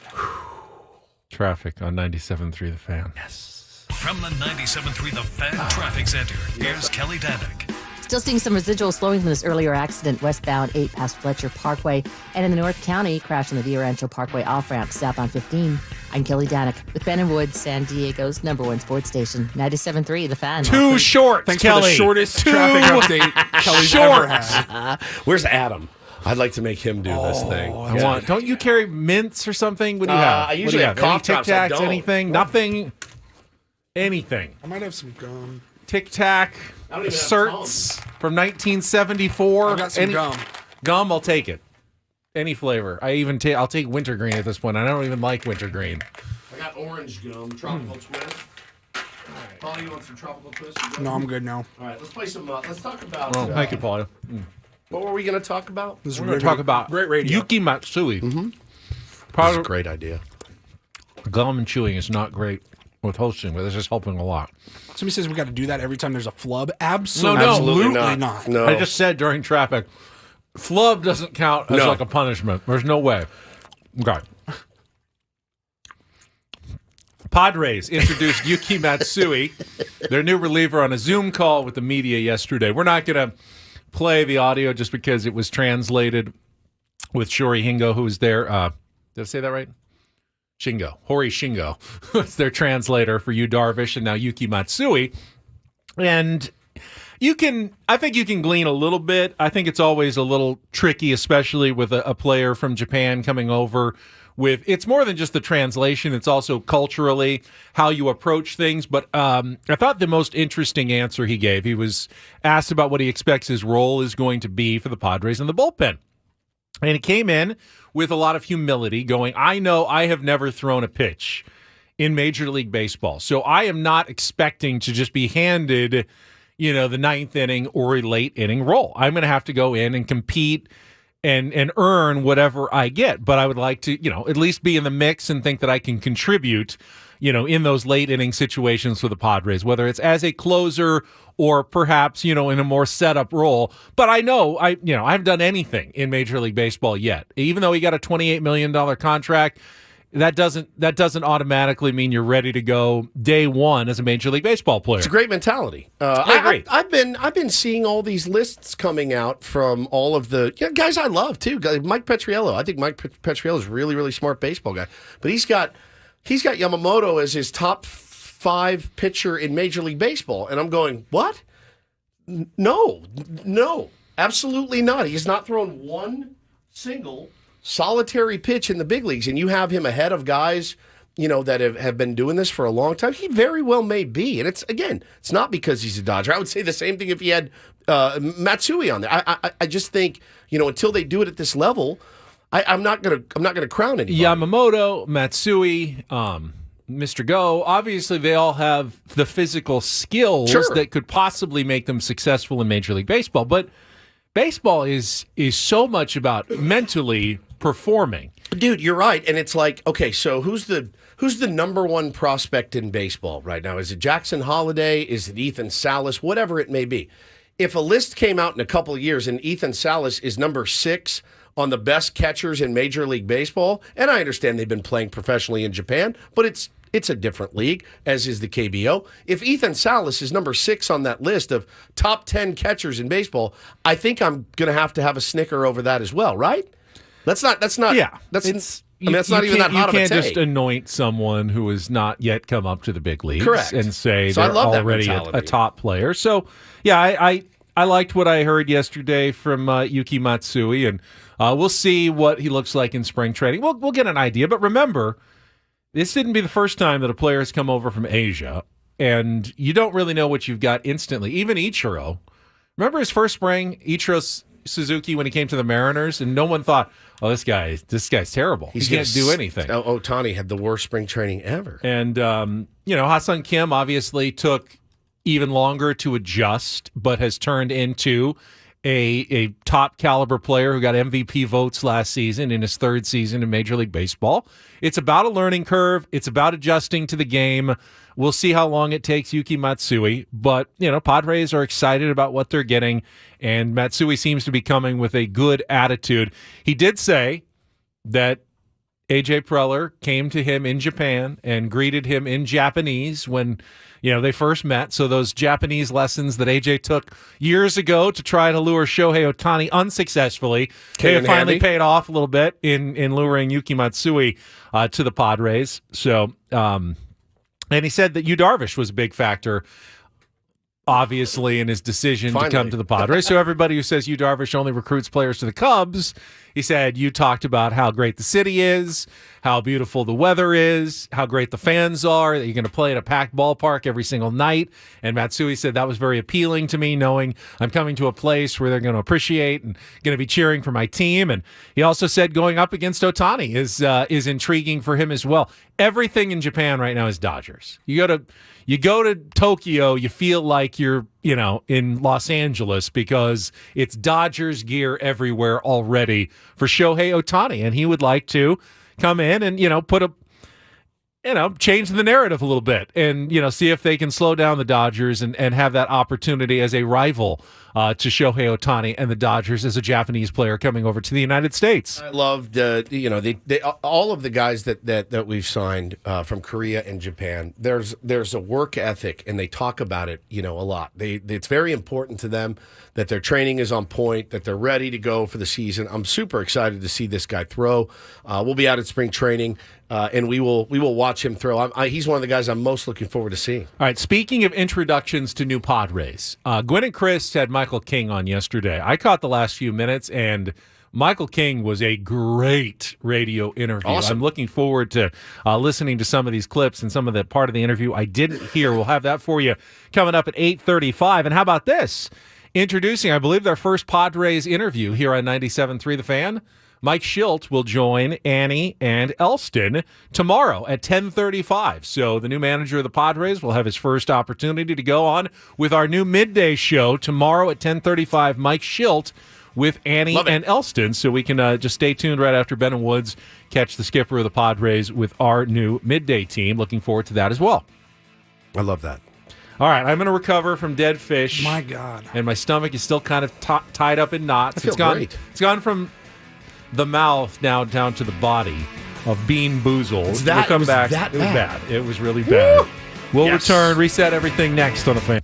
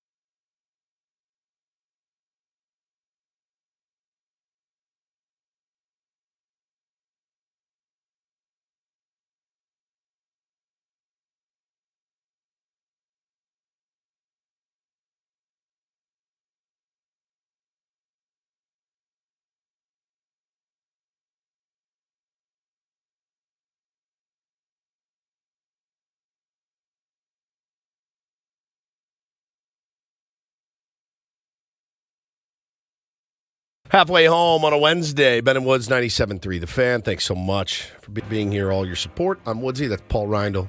Ben Higgins, friendly neighborhood sports anchor. Smelliest breath in town. Bo Woods is on my list for that idea. Good idea, my son. I see people in the chat. Bitmaster. We just did Bean Boozled. I got dead fish. It's horrifically bad. Horrifically bad. And I see people saying, so it's our punishment now. Yeah. They're saying, like, hey, yeah, if someone flubs, you're going to spin. We're not spinning on just a flub. No, it's got to be severe. If there was a flub punishment, I just wouldn't talk anymore. I'm done. I'm done. I'm sitting here quietly for 4 hours, so there's no chance I can flub and have to have another one of those dang jelly beans. You'd be like AJ Hawk on the McAfee show. Just like this. Mm-hmm. Yeah. Mm-hmm. No, nothing. It's just sitting there quietly. That was one of my favorite headlines from over the last couple of weeks, as the McAfee show has just maintained top headlines everywhere. Awful Announcing, I think, wrote it. And it was like, amid all the scrutiny... Woods is not blinking. Amid all the scrutiny of the Pat McAfee show, viewers are now wondering, what exactly does AJ Hawk do? Woods looks like his screen is frozen on our YouTube screen, like the camera is frozen, but he's actually just doing his AJ Hawk impression. He has not moved. He has not breathed. He has not blinked now in about 90 seconds. Nothing. Absolutely as still as I have ever seen him. And Woods does not get still. No. Woods is always moving and right always now. fidgeting. It is so weird to see Woods completely and utterly motionless. And you still haven't blinked. So you I mean, your can eyes sit must still. be burning at this point. I mean, his eyes must be like dying right now. There has not been a single blink. We're getting close to 2 minutes now, and Woods has not moved a muscle. I don't know how he does it. Whatever they're paying him, it ain't enough, because that is not easy to do. Just got a killer tweet from Caleb Clarkson. Tweets into the show. I got to the hospital during Gwen and Chris. We had a baby during the Matt Scraby show. Didn't sleep all night and made it for Ben and Woods. 97.3 The Fan SD, keeping me and baby Jack going. Caleb, congratulations, Jack. Welcome to the universe. It's a little messed up from time to time, but seems like you got a very, very great dad there. Was up all night with you. Caleb, will not be your first time up all night. Trust me, my friend, but welcome. I don't know if you have any other kids, but if not, welcome to fatherhood is the greatest gift you can get. Good name. That's what I named my first child. That's right. So I assume you're a Ben fan. I appreciate that. That's exactly it. If he was a Ben fan, he would have named him Ben. Good point. There you go. I was absolutely in tears last night. I was scrolling around the old Twitter feed and saw this, and I had to text it to the fellas, and I had to actually tag our boss, Adam, on it. Our buddy Hecto Von Doom on Twitter. Saw this tweet come across, said, just catching up with the old morning show at Ben and Woods. And I believe the show was on a break, commercial break. And this was the commercial. Quickly, so can I throw just in that when you listen on the radio, you may hear different ads than people who listen on the app or streaming. Correct. Because different services will put in their own advertisements on a show. Correct. So if you're listening... we don't hear this ad. No. It's also important to know that those ads on the app, those can be... I don't know if they're always this way, but they can be geographically related. Like, we've had people go, what the F, guys? Hey, at 97.3 The Fan, I just heard a promo on your station for Ticketmaster for Dodger game. tickets. Yeah. Like, well, where do you live? Los Angeles. Right. Well, there you go. So it's like targeted. Is there anything, Paul... Is Hecto Von Doom potentially a massive pervert as well? That he's looking for certain things and they're tailoring ads for him. We talked about this last week with Jason Whitlock. Yeah, Jason Whitlock. But here's the ad that Hecto Von Doom heard as he was listening to his beloved Wholesome Ben and Woods. Want a little more pleasure in your life? Make 2024 your year to experience more pleasure than you thought possible. Lovers has the best adult toys, lingerie, and accessories to explore alone or together. Let our associates guide you on your pleasure journey and save 20% on your purchase with Lovers Afterglow rewards. Just mention Lovers 20 at one of our 12 Southern California locations. Offer valid with free Lovers Afterglow rewards membership until January 31st. Some exclusions apply. Right. Why? Lovers. Simply the best. I've got a couple of observations here. Somebody in the thread said, just mention Ben for an extra 10% off, which would be the greatest thing. Number 2. All right. Ben Hoggins. Mention Mayonnaise Man for an extra 10% off. God. That's very, very dirty. That's disgusting. Do you need, if you go to one of those, do you need a pleasure associate? Hi, my name's Ron. I'll be your pleasure associate. Ron, here's what I'm looking for. Well, Ron, I came in on my pleasure journey. Yeah, I'm here on my pleasure journey. You are my pleasure associate. Ron, can I ask you this? What do you recommend? Well, sir, is this for together or alone? This is for alone, Ron. Obviously, that's why I'm here. Could you steer me in the right direction? If I walk into those places, and I have not been into one of those places in many years, I typically will walk in a giant raincoat with the hood pulled up and a hat down over my face because I don't want anybody to see me in there. That's not necessary nowadays. I understand. People are a lot more free.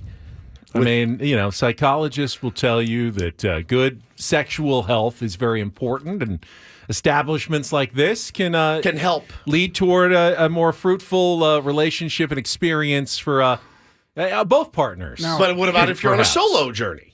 That as well. They got that. They got that as well. Anyone can be on a pleasure journey, Woods. My question is, with the invention of the internet and the ability to purchase anything and have it discreetly delivered to your home, just in a box that just nobody knows what it is. What are we doing here?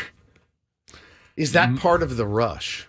I think my question is, does anyone go so often that they need an Afterglow rewards program? Can you put in your phone number, please? Like, when you go to the convenience store and they punch the coffee. Yeah, and you're like, buyer card. I get it. I bought 5 coffees. I get my next one for free. They give you a little tag for your keys, and they scan it. How many pleasure items do you need to purchase before you get to, buy 7, get 1 free? Want a little more pleasure in your life? Who doesn't want more pleasure? That's true. Who has ever said, I've just got way too much pleasure? I'm good. I have so much pleasure. I'm over-pleasured right now. Those days are long gone. Long gone. Oh, my God. Mention Ben for 20. You walk in. Hi, Ben? No, my name's Mike. I love Ben a good Higgins punch card. I get them for haircuts as well. We know. We can tell. It's just incredible. But so I never thought of an adult novelty establishment as a place where you get a punch card. They have it everywhere. Everywhere you go now. Are you a member of our rewards program? Buddy, I'm not. And I don't want to be. I have 15 rewards programs going on. Actually, I went to Dick's yesterday. True story. Dick's Sporting Goods. And your pleasure journey. This was a journey for shin guards for my son. Okay. So we went in to Dick's, and as I was checking out, he goes, "Oh, you have a $10 coupon." I said, "Fantastic!" It's only been 7 years of coming here and buying stuff. I did get $10 off at Dick's yesterday. Mentioned Ben at Dick's for an extra 20%. It was so. That's the thing too. Is I don't know if that was a targeted ad. Based on what? Based on his IP address and his cookies and his search history. What's the place called? Lovers? Lovers? Yeah. Is it here? Play it again. Play it again. Want a little more pleasure in your life? Make 2024 your year to experience more pleasure than you thought possible. Lovers has the best adult toys, lingerie, and accessories to explore alone or together. Let our associates guide you on your pleasure journey and save 20% on your purchase with Lovers Afterglow rewards. Just mention Lovers 20 at one of our 12 Southern California locations. Offer valid with free Lovers Afterglow rewards membership until January 31st. Some exclusions apply. Membership. Time is running out, guys. To January 31st to get on your pleasure. 12 locations. You can't be that far, right? From one of them somewhere. I don't think I've run across any of them. I definitely haven't either. I actually think I went to one last month. Oh, to get the edible underwear, right? I believe it was a Lover's off the 78 in San Marcos. I had to find the edible crotchless gummy underwear. And how was that experience for you? Walking in. This will shock you. I was the only one there. Okay. Was it jarring? It was really weird. There have been a lot of... It was like a superstore for those items. Bass Pro Shops. Yeah, the Bass... more like Ass Pro Shops, to be honest with you.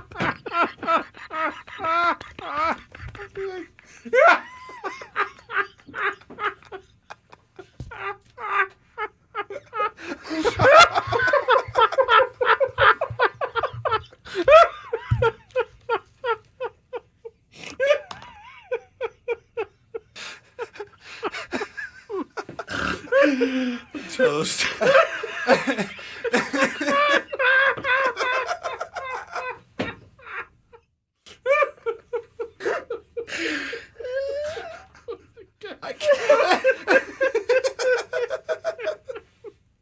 I can't tell. I broke him and I broke myself.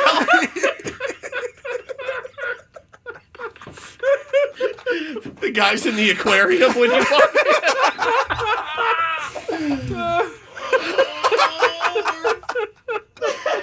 Hey, welcome to Ass Pro Shops. Just standing there, wienerless in an aquarium. Oh, I can't tell if this is the worst radio show or the best radio show we've ever done. I'm with you, man. I know what Darko would say. I still, there's still a little voice in my head like, just play the Michael King audio before people lose their minds. But it's so good. Oh man, that was fantastic. That's the exact same one that broke Ben earlier. Yes. Article Sound System was the band. Ass. Ben likes ass. That's twice. It gets him. Holy crap, dude. Oh, okay. Man. How about a break to recover? And then we'll play some Michael King. I'm some of the Michael King dizzy audio. right now. Oh my god. Yesterday's Gwynn and Chris interview, he was fantastic. It's all coming up. Let's check traffic. We'll be right back with more. Ben and Woods on 97.3 The Fan.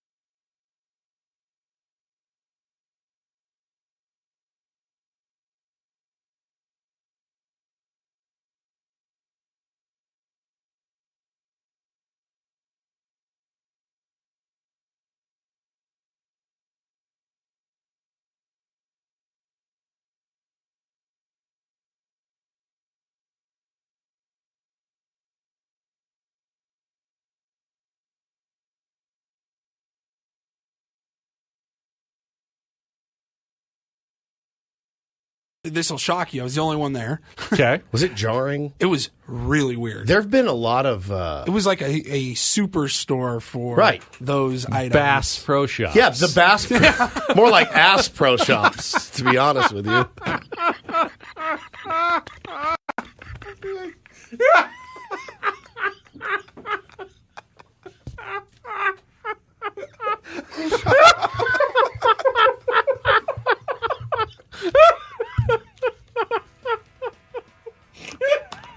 I can't think of a better way to start your day than with a freaking belly laugh, where your abs hurt like that. Oh, yeah. I mean, holy smokes, man. All right, let's get serious, guys. It's serious sports day. Serious. Sports is serious business. Adam came in and said, hey, what about the Steelers' chances against the Bills?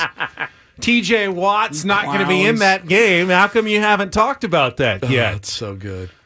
Coming up He was this kidding. weekend. I know he was kidding. He was kidding. He was kidding. We're having fun this morning. I think this has been our best show of the year, actually, Yeah, so far. same. Absolutely. Unquestionably. It has been random. It has been unpredictable. It has been a lot of fun. That might have been one of the best this morning. segments we've ever done All because full. I think it got a little pushed to the side based on how the second half of that 15-minute segment went with the Lovers ad and Breaking Ben, but Woods' AJ Hawk impersonation Thank you. was incredible. It's very. I've been working on it for a long. It's very tough to do the AJ Hawk impersonation. Holy cow, man! I mean, it really. I've seen enough clips of that show. I've never really heard him say more than 3 words at a time. I've only flipped it on ESPN and watched it live once or twice. But I see the clips all the time. You couldn't on get away from Instagram, wherever you see that. They are out there. He's in the news all the time. All now. the time, dude. And I have never once seen AJ Hawk speak. Never. And AJ Hawk was Pat McAfee was a punter for a few years in the NFL. AJ Hawk was an all-pro linebacker, if I remember correctly. He played the game. You would think, and again, I don't watch the show. Maybe he does lean on him more than we see in the clips that go viral. I would like his input. You I would would like think his a guy like that- analysis. Right. Let's get a ball like a former big leaguer, and he just comes and sits Adam and hangs Jones out. comes in He studio just and hangs sits. out with us. And You couldn't stop him from talking, Adam Jones. You No couldn't way. stop him No from way. talking. So, man, yeah, that was so much fun, man. Holy cow, I love this. I love this job. Love you guys. Love you, the tier ones. I want to give a lot of credit to I think it was just Tony and Scraby yesterday when they had Michael King on, because it was, and I missed the first couple of minutes and I tuned in the middle of the interview, and maybe Michael King gets a lot of the credit as well. He was easygoing, like an easy conversation, but I loved the topics. I loved just the vibe of the interview and what they got out of him. It was one of the better player interviews, and I'm now very much looking forward to hopefully at spring training getting our chance to sit down and get to know the new Padres pitcher Michael King a little bit more. But they delved into some territory that you wouldn't necessarily expect. For instance, I was fascinated. They got into a discussion about the Yankees rule that you have to be clean shaven, mustache only, no beard, and you actually got the insight of a player about playing for the Yankees organization. Here's what Michael King had to say yesterday on the Gwynn and Chris program. Yelled at is, if you're going to talk to Aaron Boone about him yelling, besides, good boy. Besides when he does it to the umpires, it's more of like a, hey, you mind shaving that before the game starts? That's really all. You never want to have those conversations with the manager. So I never wanted to be in that. But we always talk with, I'm telling you, multiple guys every day will just be like, hey, do you think I'm okay with this, or should I shave it? And Imagine coming to work. Will this fly? Is this okay? Am I going to get my ass chewed for having a little bit of I forgot to scrub? shave this morning. How does it look? Was that the end of the clip there? That was all the... Okay, so, and he also went on to say, which I found fascinating, and I never really thought about this, because I thought this is the dumbest, especially in 2024 now, one of the dumbest team rules in sports. No doubt. The mustache look is way worse now than, well-trimmed facial hair, whatever. So many guys in baseball have beards. But Michael King said, it's rather than like an appearance rule, I see it more as a self-discipline rule. You have to be disciplined, in my mind, at least in his mind, to be a good baseball player. It requires a ton of discipline, putting your work in, getting your film study in, everything that goes into being a great baseball player.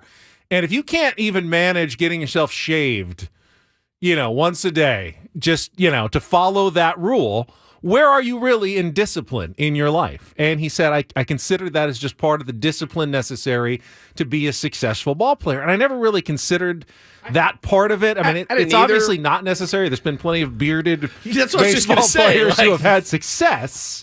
He had a really positive attitude and outlook, as opposed to just, isn't that a dumb rule? Now I can go ahead and grow my beard and whatever. He goes, no, I sort of saw where we were coming from and was willing to play ball with the New York Yankees on that. I have seen a lot of guys with beards that are absolutely yoked and massively disciplined, not only baseball players. In fact, I don't know that I've seen someone in the gym that's massively yoked that didn't have some sort of facial It takes more discipline, actually, to have a good-looking beard than no beard at all. Like the Brandon Marsh look is not my favorite look at all. But, listen, to each their own. And I think potential future Padre Justin Turner. Correct, yeah. I think it's a dumb rule. I do. I think it's a dumb rule in 2024. I want my guys feeling comfortable. That's if I'm the boss and the brass, I want them feeling as comfortable as they can possibly be. And if that's mutton chops or a Raleigh Fingers mustache or a long scraggly beard, whatever you need to get you out there performing, by all means. One of the other interesting topics they got to, and this is very relevant now that he plays for the San Diego Padres, is Michael King was asked which pitcher does he kind of model himself after. And I was actually, as a Padres fan, this answer actually got me really excited about Michael King joining the Padres. Yeah, I pride myself on my preparation, and so I look at a lot of guys that are similar to me, and just kind of their sequences in terms of how they work. So guys that I always go to are, I'm thinking of like Aaron Nola was big, Corey Kluber was big, and he was a teammate of him for a while. So I've been lucky to have the guys in the locker room that I can bounce ideas off of, and the brief conversations I've had with Musgrove, I already love him, and I can't wait to actually pick his brain and see how he works and the conversations that we're going to have. So I'm really excited to start those relationships. But the guys that I really look at are the sinker slider guys, the guys that can really move the ball laterally. I know Musgrove's got that slider that he goes to a bunch. So there are different things that I can't wait to pick the brain of those two guys. And a little weird piece is Shingo, Udarsh's translator, was Tanaka's with the Yankees. So I got a good relationship. I can't wait to see Shingo again, too. All right, and so he also went on to say that Corey Kluber told him one time that he would not have won his 2 Cy Young Awards if it wasn't for Ruben Niebla. Wow. That Corey Kluber said this to Michael King, that you are going to love working with Ruben Niebla. That's killer. I would not have been where I was without that guy's help. So get as much as you can out of that relationship with Ruben Niebla. And the fact that he said, I looked up to Corey Kluber, and then he goes, well, he's not that old, so that's not fair. I mean, but I did and modeled myself after him. He feels like I can really benefit from Ruben Niebla's knowledge of working with Corey Kluber, because he can maybe do some of the same things with me now that we're back together, and I'll be working with him in San Diego. Got me fired up, man. That's great. I love that. Ruben is a guy you want to make sure that we hang on to for as long as we possibly can. He's done a lot of great things since he's been here. I mean, the Cy Young Award winner last year. So yeah, I'm excited, man. Great interview. Seems like a really easygoing guy. We got a couple more bites we can get to when we come back. Bottom of the hour, we'll take a quick time out. Again, it was a good interview, and I haven't heard some of these clips, so I'm looking forward. Those were 2 that I had heard, but I want to hear a couple of the other answers that he gave with Tony Gwynn Jr. and Matt Scraby yesterday. Michael King, new Padres pitcher. More to come on San Diego's #1 sports station, 97.3 The Fan.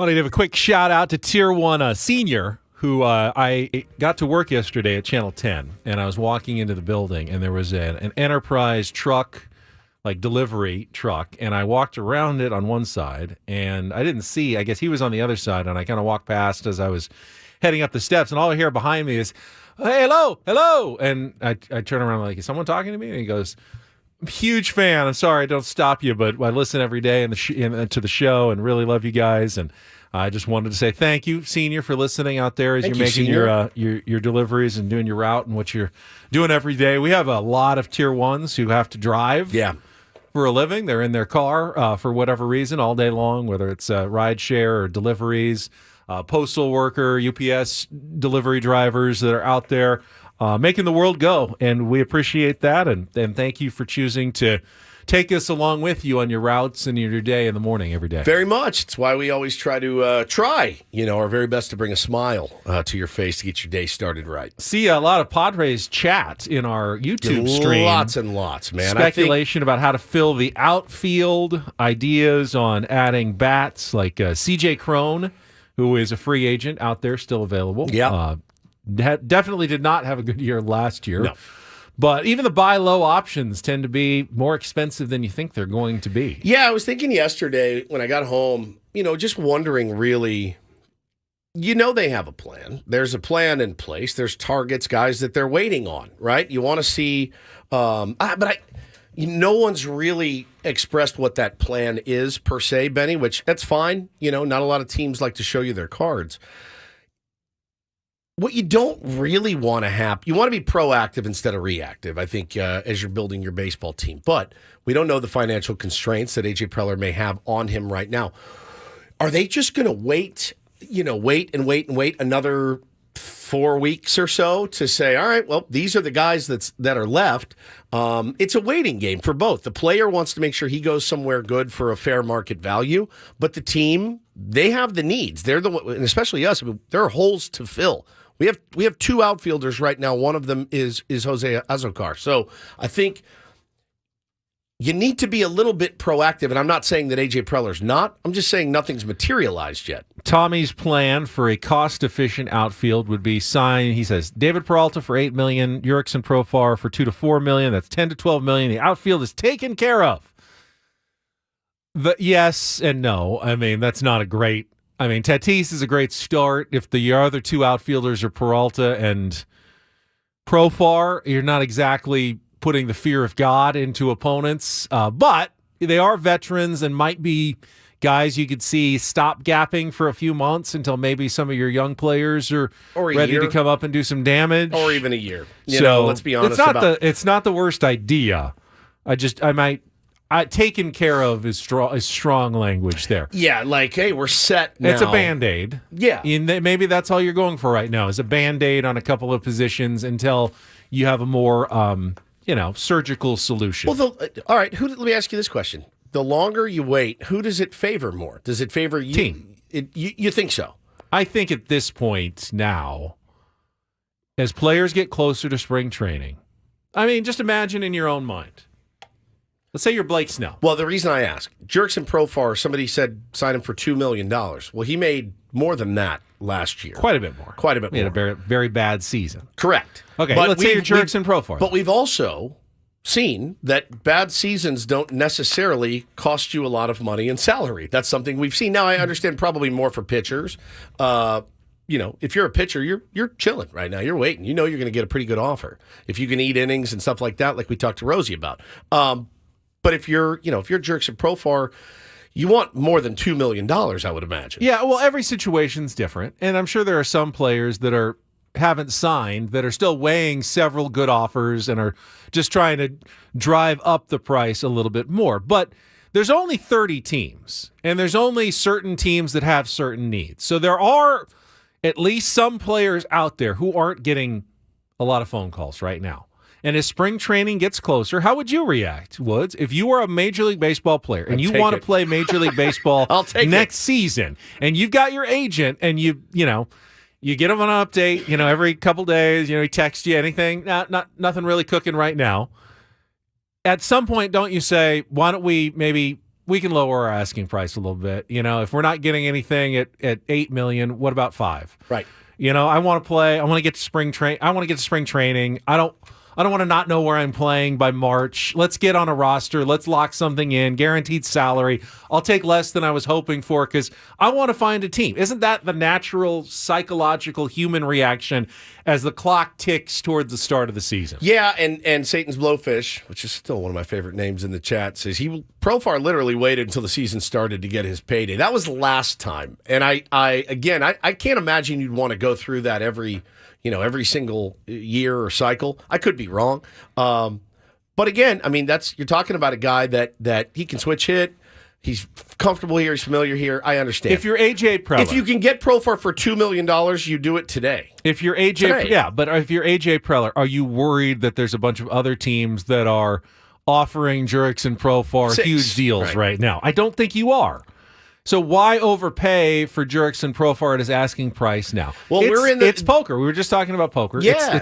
It's a poker game, and every player, they're trying to project. I've got a really strong hand. I got offers all over the place, and if you want to sign me, you better come big. And the GM's going, I'm reading a little weakness here. I don't think you're getting a lot of offers, and I think if I wait and play my hand a little slowly, I'm going to get a better deal. I may want you, but if I am patient, I can probably get you for a lower price. That's the poker game that's going on right now.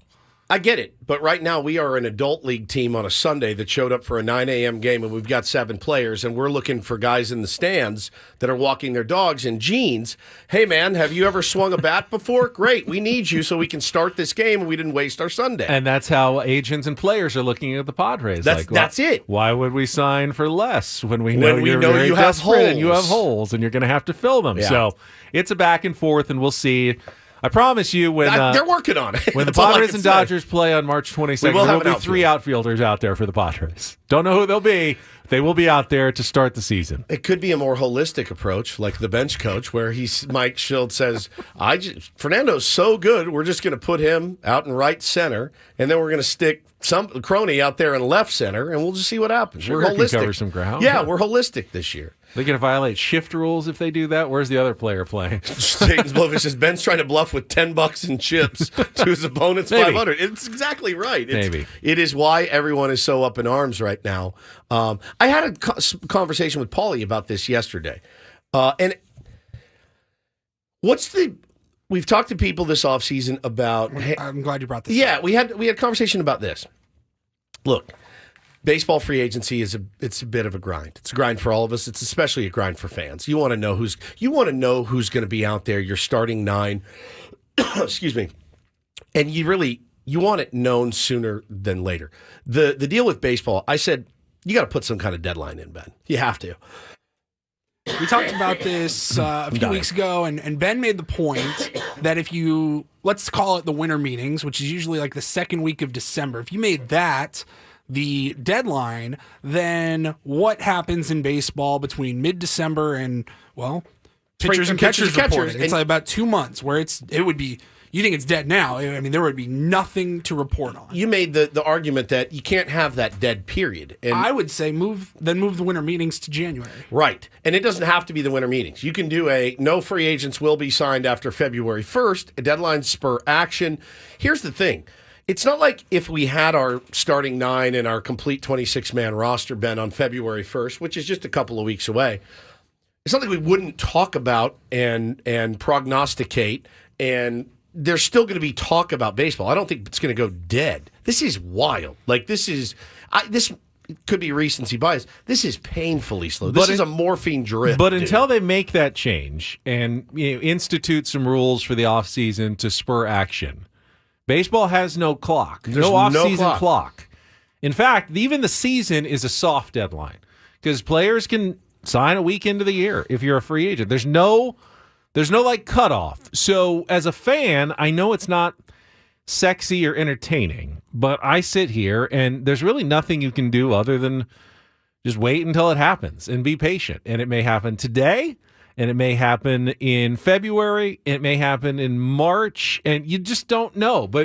And the team is always evolving. The team that you start with is never the team you end with. A roster is a 24-hour-a-day, 7-day-a-week, 365-day-a-year sort of thing. And it's going to be different all the time, and it's not something it's like, this is the Padres roster. If you look at it right now, it's not going to be the same in a month, and it's not going to be the same in 6 months. It's an evolving process. What are the pitfalls to having, hey, listen, this is when your rosters need to be complete by February 1st, call it. Because pitchers and catchers are what, end of February, right? Yeah. February 11th is when Padres pitchers and catchers are reporting. So there you go. I mean, February 1st, got to have your rosters done and submitted, and sure. Well, then what happens then after that for players like who haven't signed? Like Clayton Kershaw, who may end up signing with a team in mid-June. Yeah. Does he have to sign before February 1st if he's going to play, or he's ineligible for the rest of the year? Well, I think that's what a deadline is. What's the pitfalls to that? I think, well, like you just said, like a player who's coming back from injury and is not ready to sign yet. You don't force them to have to sit out a whole year. Why isn't he ready to sign? Well, let's say the deadline makes him ready to sign. Let's say I'm Clayton Kershaw, and I don't know how healthy I am right now. Sure. I couldn't even pass a physical right now. I'm not going to get a huge contract, but I know if I put in my work and in 2 months I go and throw a bullpen session for a bunch of scouts, and I've got my velocity back. The breaking ball looks sharp. I'm going to get a ton of money. And I'm going to force them to sign when they're not healthy or not ready. I don't know about a ton of money. I don't know a ton, but certainly you get more. If you could prove that you've got your velocity back and you're healthy, it makes a huge difference. I don't think you can artificially tell us you're out for the season if you don't sign by February. And I don't know that that's the solution either, right? There's got to be some sort of middle ground here. But when you have marquee players still sitting looking for a team or, teams maybe bidding, I don't know. I haven't heard one thing about the market for a Blake Snell, at all. I have no idea. Jordan Montgomery's another one. No idea where he's going to go. Is that good for baseball when this is the time that teams should be making moves and filling rosters? My point is, and I want to get to a couple of these Michael King cuts, so I want to end with this. My point is, those signings will happen at some point. Is it good for baseball if they happen earlier as opposed to later? They will happen. My answer is yes. I think the answer is unequivocally yes. But you will always have signings. There will be a signing this week. Maybe Shota Imanaga is the next one. They will keep happening. We will keep talking about them. They will all get done at some point. Why do you have to have them done by a certain day? I want it now. Yes, that's your impatience. I want it now. That's all that is. It drags. It just drags. All right, let's check traffic. We'll come back. I got 2 more bites I want to hear from the Michael King interview yesterday with Gwynn and Chris coming up next here on The Fan. From the 97.3 The Fan Traffic Center, here's Kelly Danick. Traffic is sponsored by California Coast Credit Union. Guys, I hate to say it, but with the colder weather, I'm seeing more and more of these. Got an encampment fire now northbound side of the 163 at Washington Street. That is over to the right shoulder. Also in the North County, eastbound 78 near El Camino Real. Looks like some smoke visible in the area, possible vegetation fire nearby. With MasterCard Local, CalCoast Credit Union members can earn 5% cash back on purchases made with CalCoast MasterCard credit and debit cards every time they shop at participating businesses. Learn more at calcoastcu.org/shop-local. I'm Kelly Danick with Ben & Woods, San Diego's #1 sports station, 97.3 The Fan. So again, new Padres pitcher Michael King was on with Tony Gwynn Jr. and Matt Scraby yesterday. I think it was at 2:40. And you had to imagine, with the Soto trade rumors that were swirling, Yankees were a centerpiece that everyone was talking about. Everyone knew the Padres needed pitching. Michael King's name was mentioned.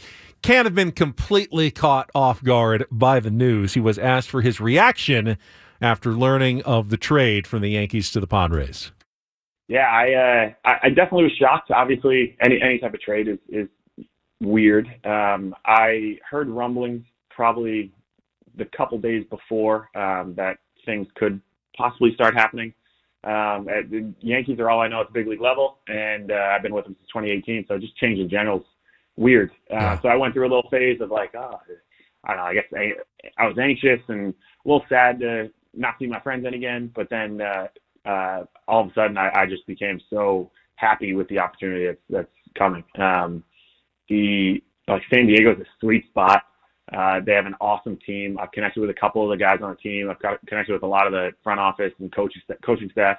So I'm just pumped to get out there and get to work with them. I have not been out in San Diego yet, but I actually am going out on this Thursday and throwing a bullpen on Friday with Ruben, and I've talked to Musgrove a little bit. I think he'll poke in and see me and meet me for the first time, or I guess in person. So I'm really excited for it.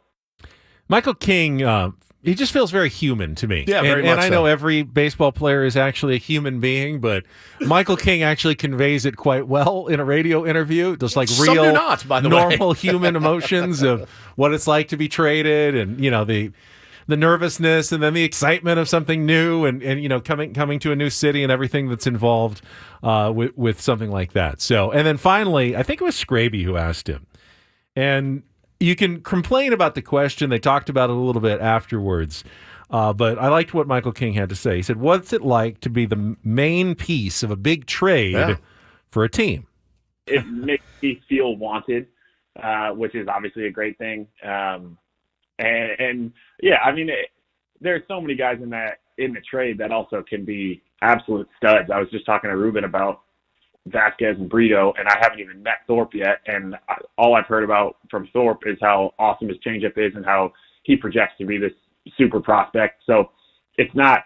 I love that you guys are saying that I'm the main piece in it, but I mean, the Padres just got a ton of young arms, and then bringing along Higgy too. Higgy was one of my best friends on the team, and also just knows how to command a staff. And having him know me really well is settling for me, but also having him come in and really be able to prove his worth because he's so good at managing a pitching staff, I think will be huge for us. So as much as like you guys are saying I'm the main piece in it, I think that I think Preller did really well in this trade because the guys that are coming over are ready to make an impact.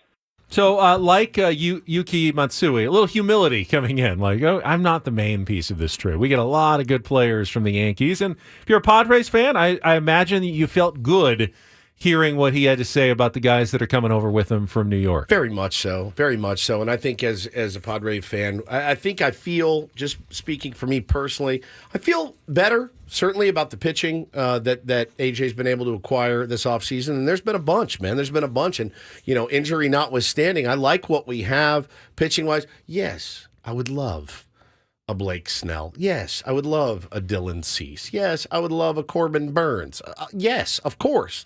In no way am I looking at the roster and saying, hey, we're good, we're set. No, I'd love a couple more pieces. I'd love a frontline starter. I'd love a number 2, 3 guy.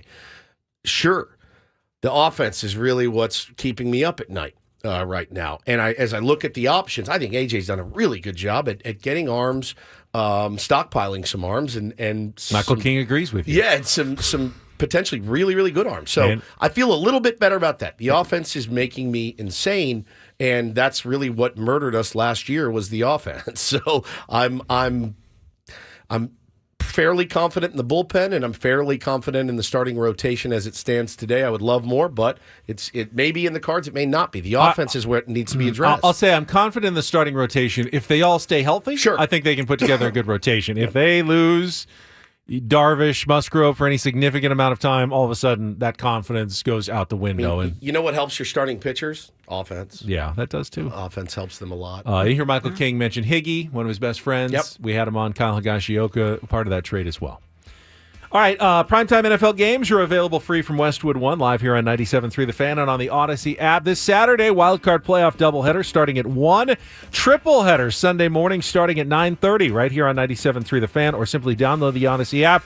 Search for 97.3 The Fan at kickoff. Paulie has some headlines in the Reindl Report. Bangers, by the way. Coming up next, and we'll give away some college basketball tickets all ahead here on 97.3 The Fan.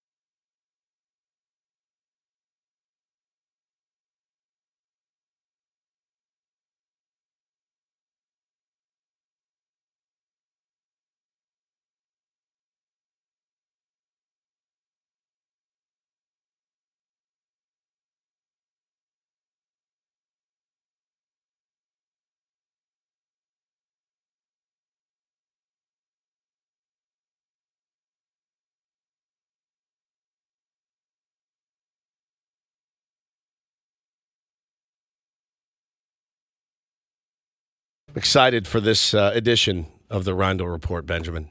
Very excited. A couple of my favorite things in here. Sopranos and nose whistling. Let's just get to it then. Yeah. I know we usually dilly-dally around for 4 or 5 minutes, but why not? Let's just kick off the 9 o'clock hour. Let's go. And get things started here with our today's edition of the Reindl Report. Now tuned into the greatest.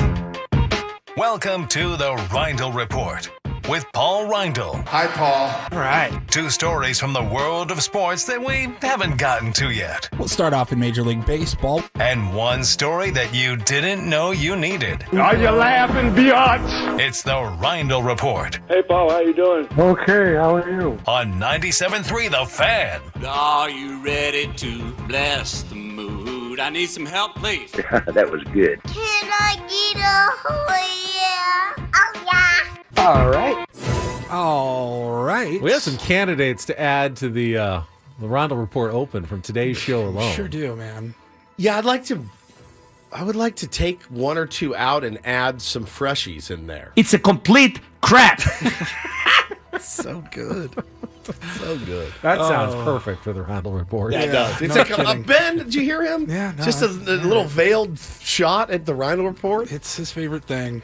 All right, well, I don't even want to talk about the first story now because it's basketball. Because it's basketball, and it's he'll a reward yeah. for Ben.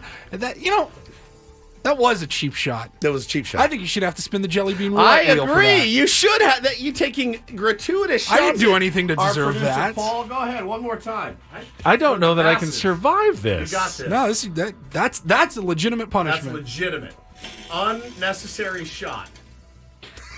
It's at dirty dishwater or birthday cake. Birthday cake or dirty dishwasher. It's the white. With the speckles. Okay, do you want me to pick it for you? Sure. All right. Why not? God, this reeks. This whole tin just reeks. I'll get the gum for you. Thank you. Yeah, it's the penalty. Just in box. case. Please be dirty dishwasher. Oh, it's dirty dishwasher. Yes! Yeah! He's the unluckiest dude ever. Is it worse than the fish? He's losing it. Look. Oh my God. He's like spilled water. Yeah. It's got like a bit of the dish soap part of it, but then also the this is a great idea. like rotteny food smell as well. Awesome. He's having a rough. Not as bad as dead fish. I will say that. Yeah, I Not heard quite dead as fish bad is as the dead worst. fish. Yeah. All right, I love the Reindl right. Report. I It's my love the favorite Reindl. Always segment have. of all time. Dirty dishwasher. All right. You're batting 1,000. Somebody said.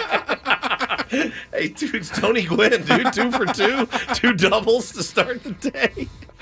All right. Well, starting off in the right. NBA. In the NBA. Record-setting contract extension, but not for a player. It was for a coach. Miami Heat's head coach, Eric Spoelstra, who is just one of the most brilliant minds in basketball today. I really love his story. Started as like a film intern or a low-level film guy for the Miami Heat, and he worked his way up. He's won several championships, and he is just one of the top coaches in the league. And What did he score? He signed a contract, 8-year contract extension worth over $120 million. Mama. And Craig according to Counsell ESPN, should have held out for more. No doubt. My goodness gracious. Well, That is he the, didn't win. He didn't never won any chips, man. Spoelstra has. How many does he have? 2? 2 for them? I think so. Yeah, 2. Went to 4. That's awesome. Straight? No, he's been to more than 4 because Jimmy Butler and them, they were just. I always a couple forget, years like, ago. when does Pat Riley end and Spoelstra start? But I thought Spoelstra was there the entire 4 years that LeBron was there. Yeah. They went Yeah. to 4 straight, and then at least 1 more since with Jimmy Butler. But, I mean, most committed money in North American coaching history. I love his story. Like, video guy who rose to the ranks. It's just awesome. I'm trying to deal with dirty dishwater over here. Paul has already told the I know. video guy that rose to the But I love that story. Right. Well, he just said it. I just think it's great for a guy that starts as a low-level Fine. intern. I'm still dealing with dirty dishwater here. The gum isn't helping as much as it did the last time. Not happy. Not happy. Let's see here. Well, Eric don't insult your fellow Spoelstra. coworkers, Fine. I guess is the lesson. Spoelstra's been the head coach since 2008. And and he has made it to 1, 2, 3, 4, 5, 6 conference titles, 2 championships. Very good. A lot of dough. Yeah, they were in the NBA Finals last year. If players are getting what they're getting, I guess coaches are saying, okay, now it's our turn now. Get the big bucks. Yeah. How you doing over there? Still feeling it. What's in your mouth? Oh, gum. All right. All right. I don't know if this is a sports story or not. It's a talent, I guess. I'd say this is a sport. Oh, yes. All right. Absolutely. Then this will be our number 2 story. A Canadian woman set a Guinness World Record for the loudest nose whistle in the world. It's weird that it's loudest. I would just say it's the best, and she's the most talented I've ever heard at nose whistling. I'm sure I have done it inadvertently, but I can't do that. Not on purpose. I've done it on accident, where you're just kind of breathing through your nose, and all of a sudden it's a little bit of a whistle. like you're slightly congested, and all of a sudden you've got a whistle. Her name is Lulu, and Lulu blew a 44.1 decibel whistle with her nose. That's insane. And it says here that 44.1 decibels is pretty much around the same loudness of a bird call. Wow. Well, so for me, the loudness is great. Fantastic. You can whistle loudly through your nose. It's the fact that she's able to... On command, number one, and then create a song? Yeah. Or just play a song? Sing along. Sing along. It's not just a straight noise. No. It's an actual tune. A 1, correct. A 2. That's through her nose. There's no way.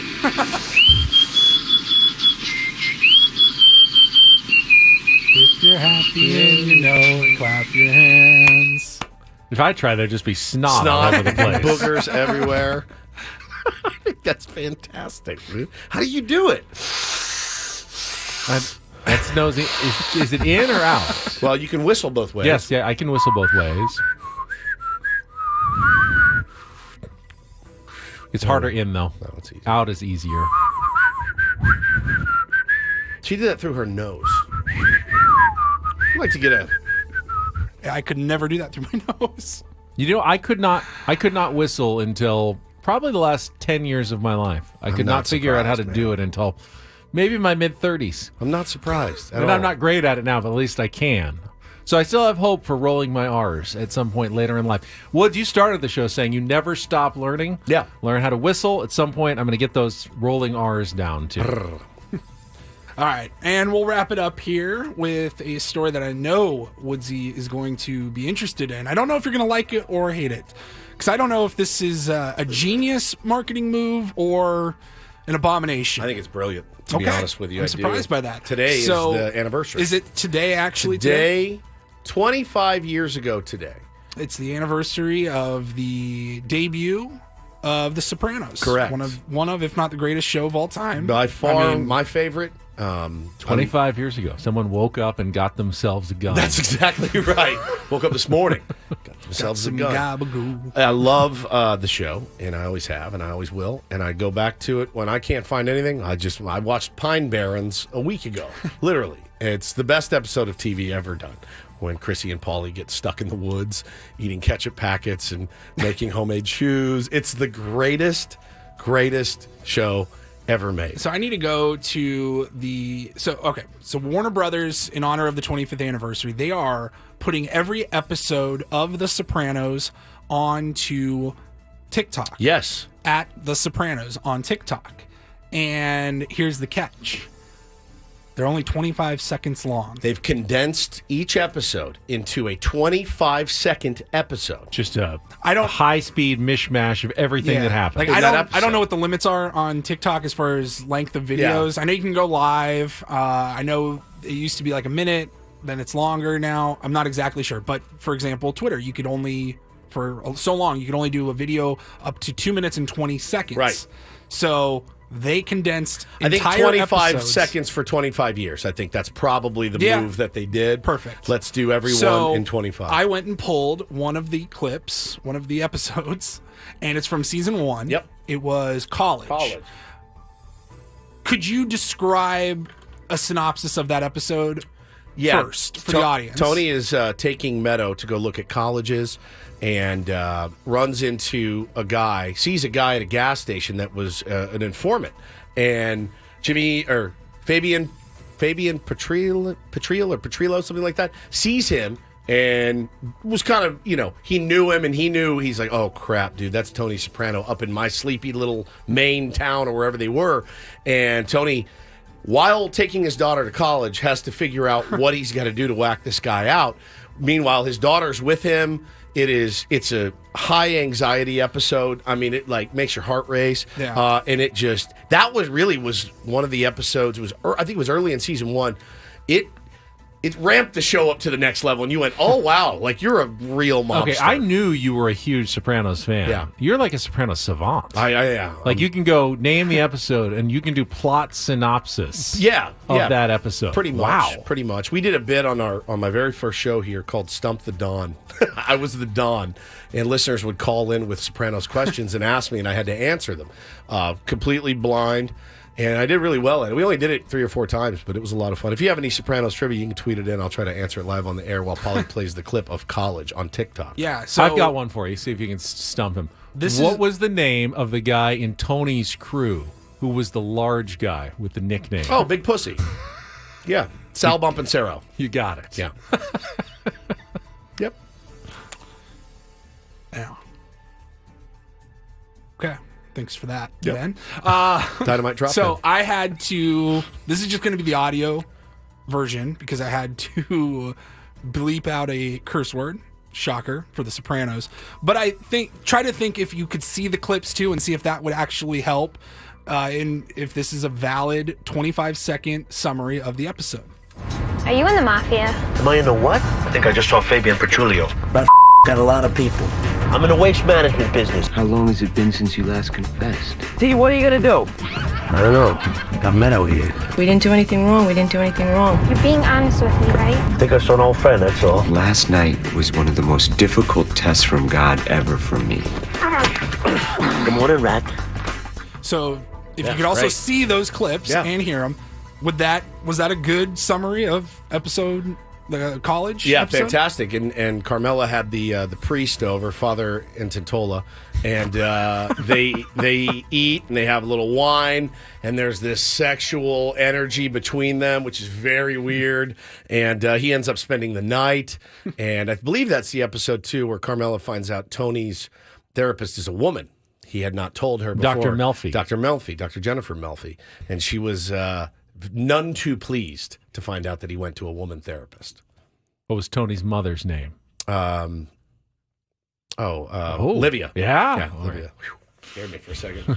Yeah. It's been a while since you've been tested like this. Yeah, it's a very awkward episode with Carmela and the priest. Very, very awkward. But I love that idea. I love that idea. And for those of you listening right now, I never got around to watching it. Watch it. It's brilliant. Brilliant television.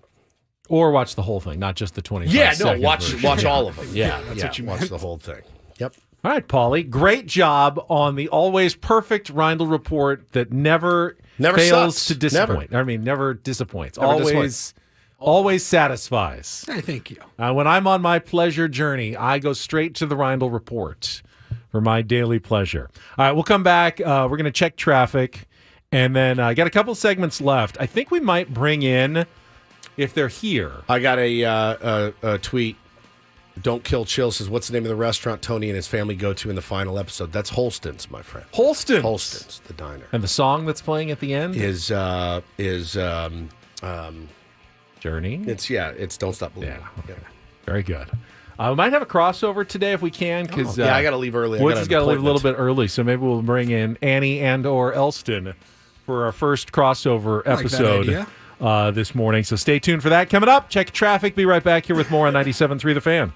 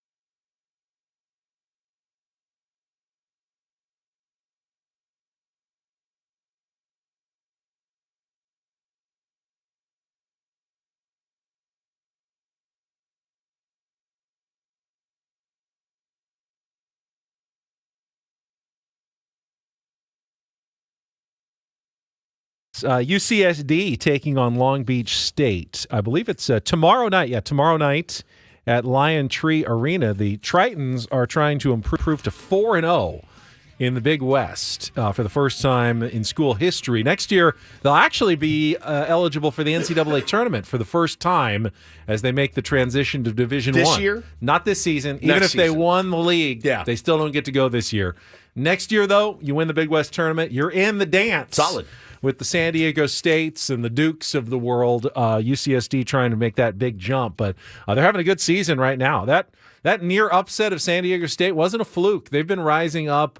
The net rankings and their profiles looking better and better. That scare is looking less scary because they're not a bad team, and you can go check them out. We'll give away some tickets here in a second or two.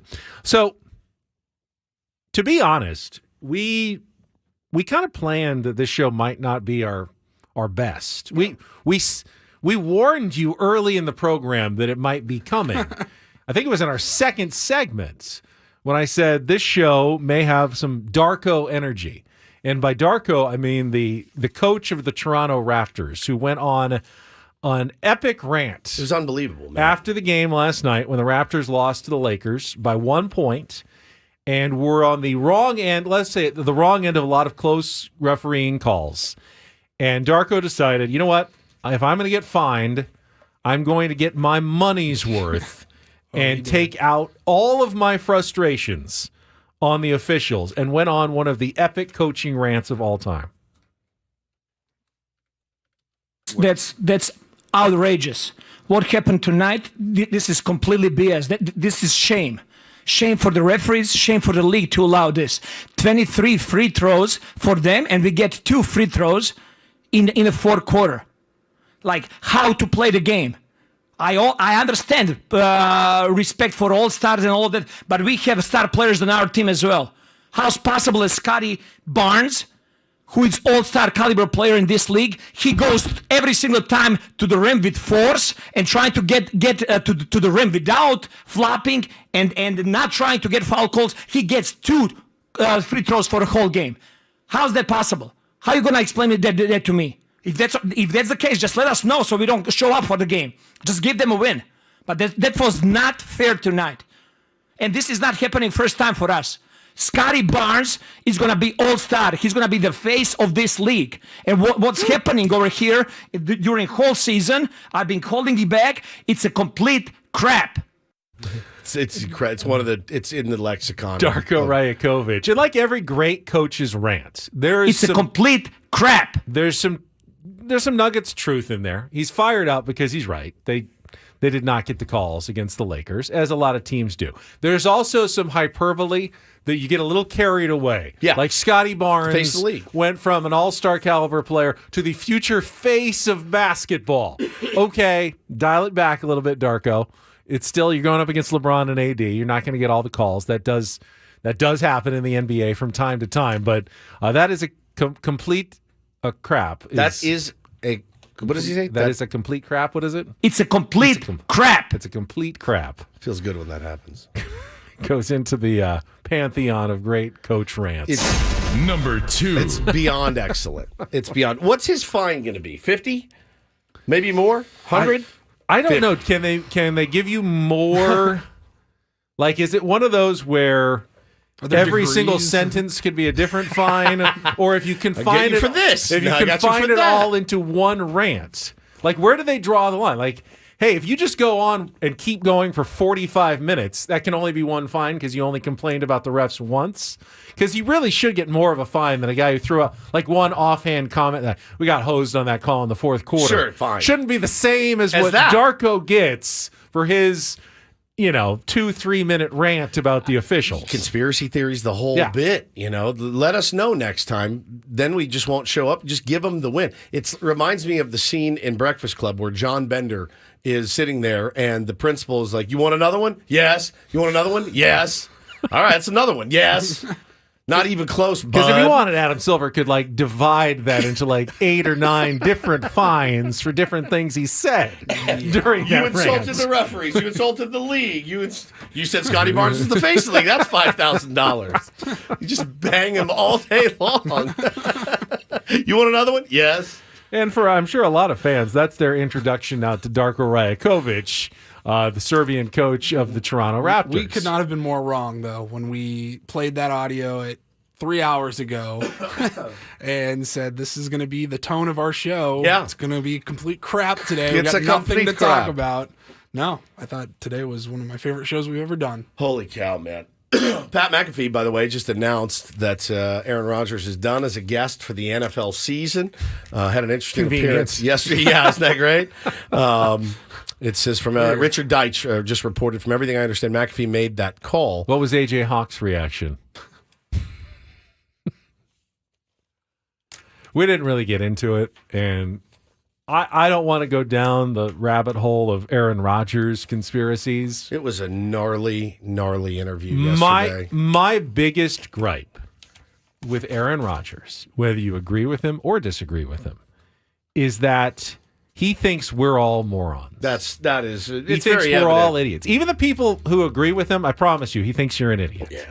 I don't know that I've ever seen someone who thinks more highly of himself and less highly of other people than Aaron Rodgers does. Yeah, he was a really interesting cat to me, and I guess by definition he remains a pretty interesting guy. I know exactly. I feel the same way. Though. He's an interesting guy. guy. His explanation of the Jimmy Kimmel insult, which there's people who can't stand Jimmy Kimmel out there.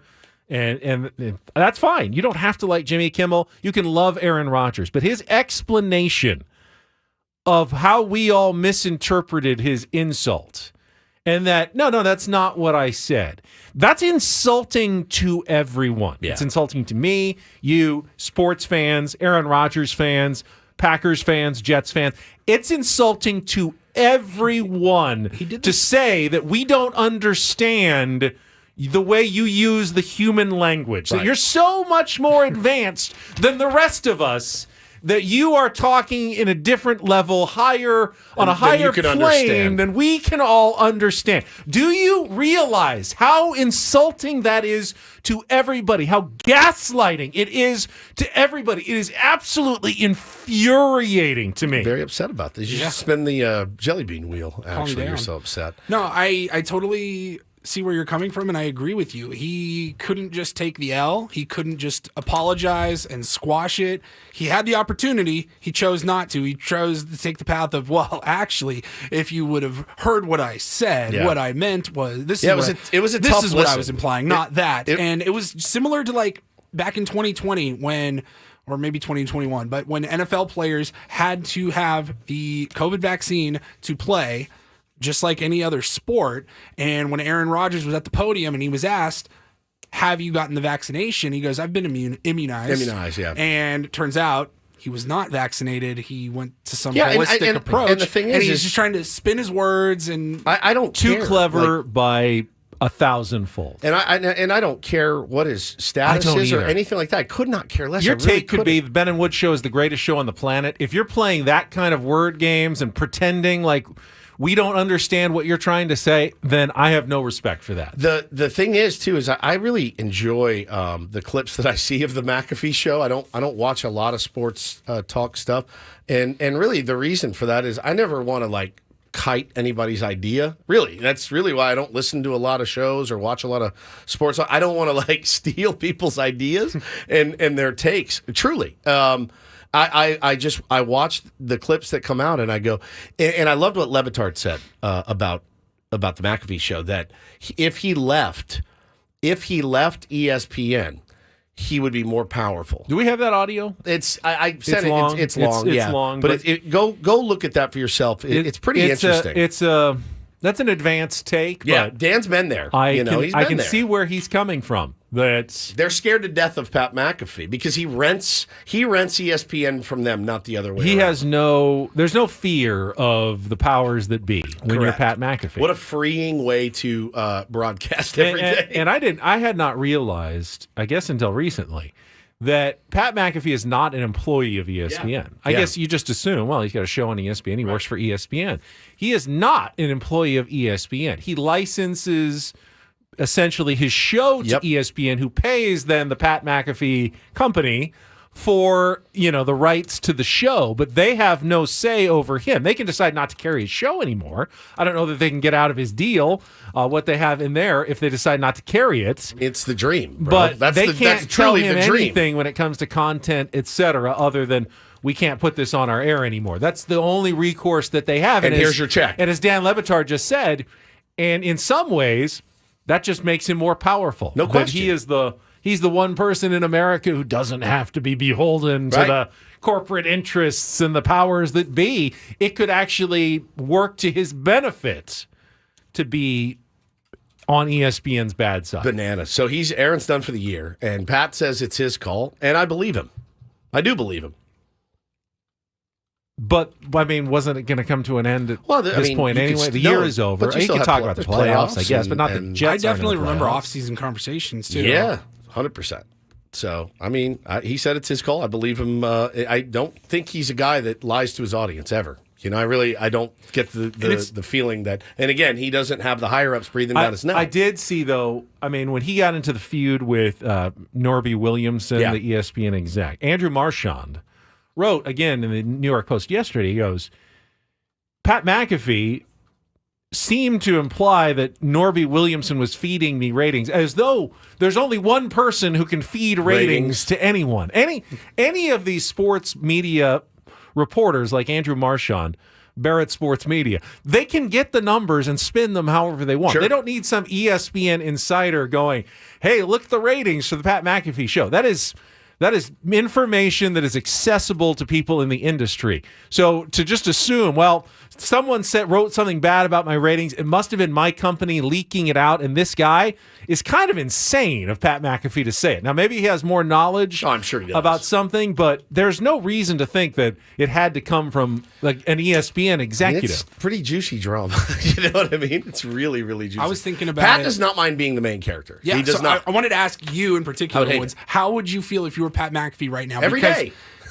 He's making a lot of headlines, but in particular with this drama between Aaron Rodgers, Jimmy Kimmel, ESPN, Disney, and all of that. It's too much, bro.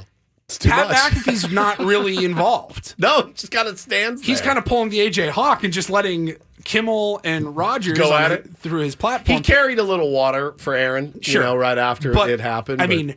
Every national publication is writing about your show and criticizing your show and talking about you. I'm like, is he loving this? Is he in the torture chamber? You have to be a special person to be able to handle it. I'll say that. All right, let's give away a pair of tickets to tomorrow night's UCSD Long Beach State basketball matchup at Lion Tree Arena. You can get yours at UCSDTritons.com. Fourth caller wins that pair at 833-288-0973. Another up-and-coming college basketball team in San Diego. We'll say farewell to Woods, then we'll welcome a UCSD Triton into the studio for a little crossover. Craig Elston, alum of UCSD, will join us coming up in our final segment of Ben and Woods. That is next on San Diego's #1 sports station, 93 The Fan. Don't forget, call in to win, 833-288-0973. What is 93 The Fan? 7 The Fan. Oh, That's a Jellybean flub. Roulette. No, you said no Roulette. flubs. Flubs are not being eligible.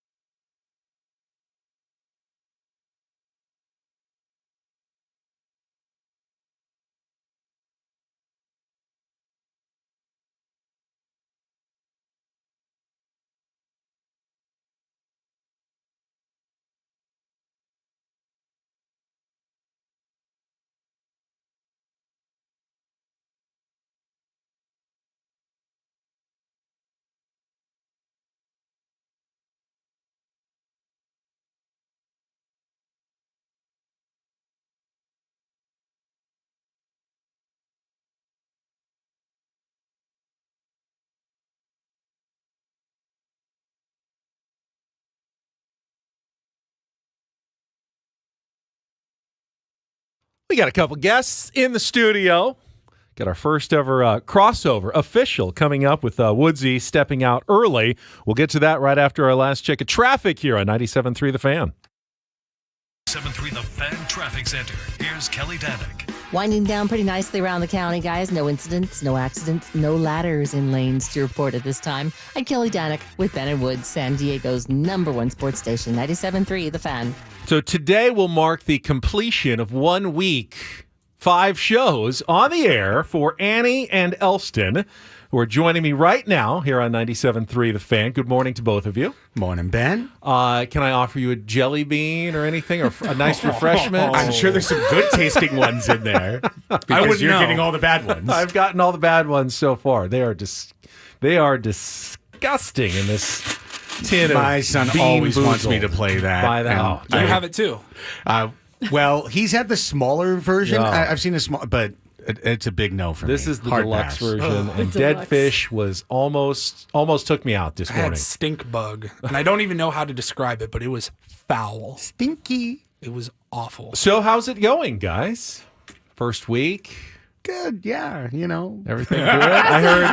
I heard Annie do her first liner yesterday. In fact, I've got to do the same one right now. Do you? Yeah. Do it. Do you want any advice? Yeah, please. Just Can let you want it to rate flow, my Ben? liner? Just let it be realistic, Tune in to kick off with Boomer Esiason and Mike Valenti. Every week, Boomer and Valenti preview the entire slate of NFL games. Analysis from Boomer, picks from Mike. The biggest stories in the league, packed into an hour. Friday nights at 7 p.m. here on 97.3 The Fan and always live on the free Odyssey app. Presented nationally by Casamigos Tequila. Casamigos, brought to you by those who drink it, and by Lowe's. Lowe's knows home improvement. How did I do? 10 out of 10. Thank you. And I loved your riff yesterday on the Casamigos, brought to you by those who drink it. Yes. As though other alcohol companies will never try their product at all. Right. You know who actually is the guy who brings you Casamigos, though? Who is that? George Clooney. Yeah, that's George Clooney's.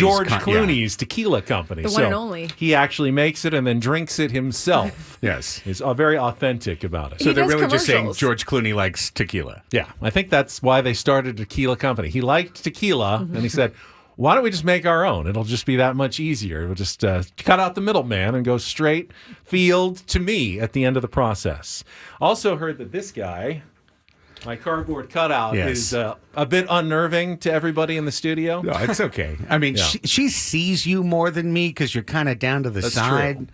You're allowed to move it. It was. It used to be over there, and I didn't really like it staring at me. So now it's kind of behind me.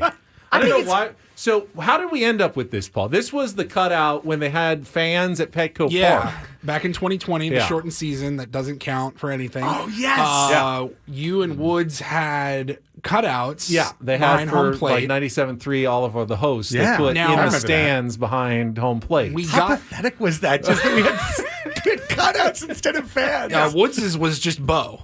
Yeah, he didn't even want his own picture, so he had Bo Woods, his son, as the cutout. Now, I don't particularly remember how it happened, but a listener reached out to us and said, hey, I've got Ben's cutout from those games. I don't know if the Padres gave them away. I picture like it was in dumpster diving behind Petco Park. Someone pulled it out and saved it. I have no idea, but Woods wrote this guy back and said, name your price. Like, whatever it takes, I need the Ben cutout. And he got it, and now it lives in our studio.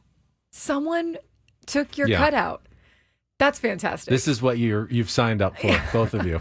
I just love the fact that you're watching over. Like, anytime Craig maybe feels like he, a little bit off the mark, he kind of looks over and it's like, Ben wouldn't approve. You know what I mean? Ben, bad joke, Craig. Or if I'm looking in the chat, I'm just going to hold up Ben. It's like a shield.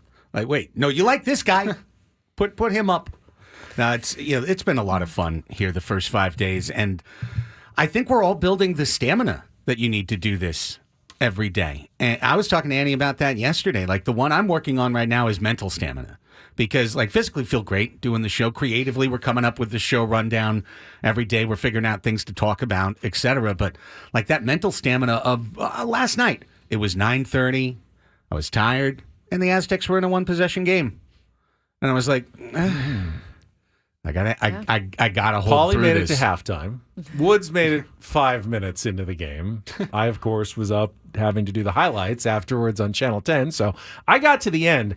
Honestly, there's stamina to do that, but then A 4-hour show is a different beast. We started as a 3-hour show. Right. And we got pretty good at keeping the energy up from 3 hours, right, Paulie? And then they added the fourth hour. We were 5 to 9. Yeah. Then, but we started at the very beginning. We were 3 hours for like 3 weeks. Yeah, and that got to be pretty easy. Yeah, 3 hours we can do. Yeah, that fourth hour can be tough. It still is tough to this day. 9 to 10 gets us. I feel like a wimp when I'm like describing it to people, and I'm like, I know it's just 25% more. It feels like. It does. 75% more. You're just gassed after 3. You're used to 3, and it was a huge adjustment. I think we've figured it out as best we can. And I'm not looking for sympathy from people who are farming out in fields and working under the hot sun all day. It's or not even the same, just in their truck now. It's not the same kind of endurance. But I promise you, when I tell you the wall is real when you get near to the 3-hour mark of the show and beyond. What is your sleep schedule like? So for years, it was I'd get home from Channel 10 just after midnight, and then I would usually be asleep by about 1, and then the alarm goes off at 4:45, so I get my 3 hours and 45 minutes. And then somewhere during the day, I would find a place to take a 20-minute nap, whether it was after I got home from radio, or sometimes just in my car at Channel 10 later in the evening, so just driving between home. the 6 and the 11. That's just sad. And and sometimes even catch 5 minutes just in my chair at work. So recently, and he fell asleep driving with us in the car one time. We were in Peoria on Bell Road, and we were at a red light, and he literally fell asleep. I was not asleep. I was resting my eyes. Those traffic lights there, they were so that's long. crazy. Just, you're there forever, though. Well, he was asleep. That's a scary road. Tony LaRussa says hello. So, yes, this was the morning, and I was fresh and ready to go. But and I think I can say this. So recently, we've been. We call it Scriptscast, our 11 o'clock. Yeah. I can actually tape, as soon as the sports are done, I can tape my sportscast, and I've been leaving a little bit earlier, around 10 o'clock, and getting home and getting to sleep by 11:15 or so, which makes a huge difference. Getting 5.5 hours is way better than 3 hours and 45 minutes. So I haven't really even needed naps that much for the last few months. I've been feeling much better about things. That's amazing. If I go less than 7, I don't feel myself. Honest to God, less than 7. And I aim for 8. Like last night, like I said, I was bumping against it with that game, and the game ended, and I went to bed. Dude, like we went 20 minutes later. How could you get to sleep right after that game? It was so stressful. Just don't actually internalize the stress, and then it's okay. But you've followed Aztecs, and I know you pull for them, but you're a UCSD guy, right? So. Yeah, Aztecs are my college basketball team because I went to a Division III school. And Pomona Pitzer is your college basketball team. I can't watch them on TV. I don't really know, but so I've adopted the Aztecs as my team. And honestly, other than the Padres, who I'm a huge fan of and always have been, but in this job, there's also that professional capacity of covering the team. I let myself kind of just fan on the Aztecs. Like, I get more emotional watching Aztecs games than even Padres games, I think. And I get stressed out on these games because college basketball is a stressful sport. You just feel like every loss is just so devastating, and the road games are always so tough, especially in the Mountain West, to try to get these victories, and you're biting your nails, and it's a one-possession game the entire second half, and it's like, I can't lose this one. They're going to get knocked down in the net rankings and the Ken Palm, and their seed line's going to go down from a 5 to a 7 or an 8 if they lose this one. It's like, can't even handle this anymore. It's college basketball. It's stressful.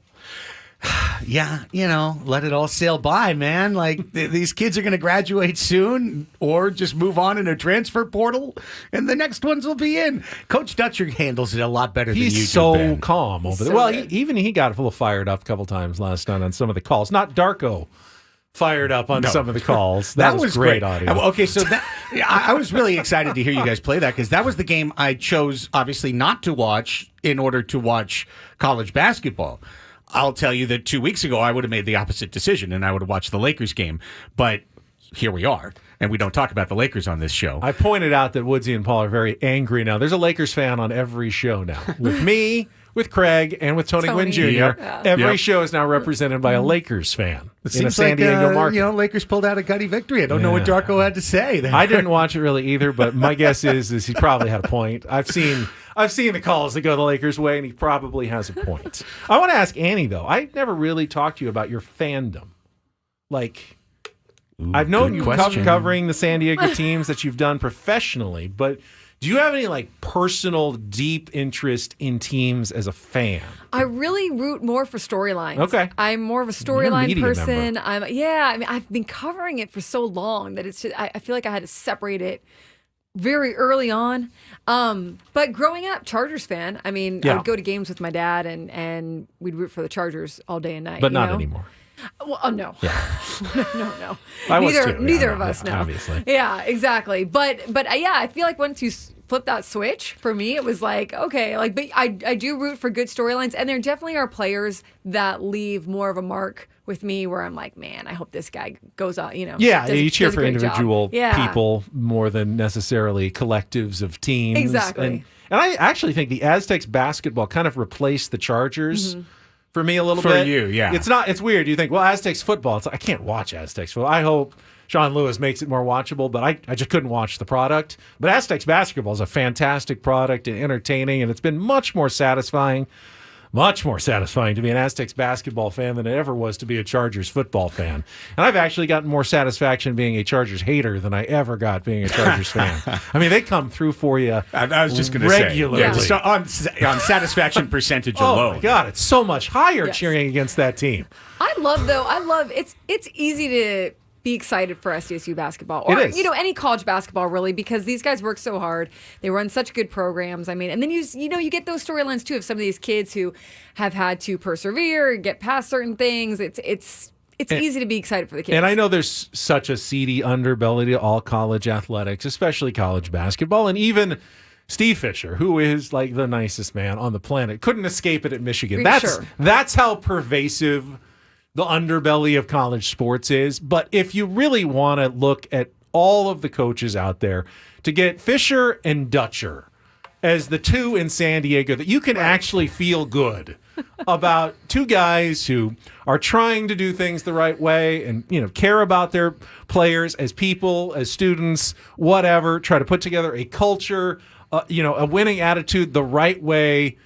You can really feel good about San Diego State basketball from that respect. You can, and they become your team, your long-term team, right? Yeah. Dutcher, Velasquez, Soria. Exactly. They're there, and they've been there. All right, you guys are up. Well, we got a few seconds left. Great show for everybody. Thank you to the Tier 1s today for making this one absolutely a blast. Paulie, great job. Executive producer, imaging director, Woodsy. Be back tomorrow morning at 6 a.m. We'll talk to you then on San Diego's #1 sports station, 97.3 The Fan. Annie and Elston next.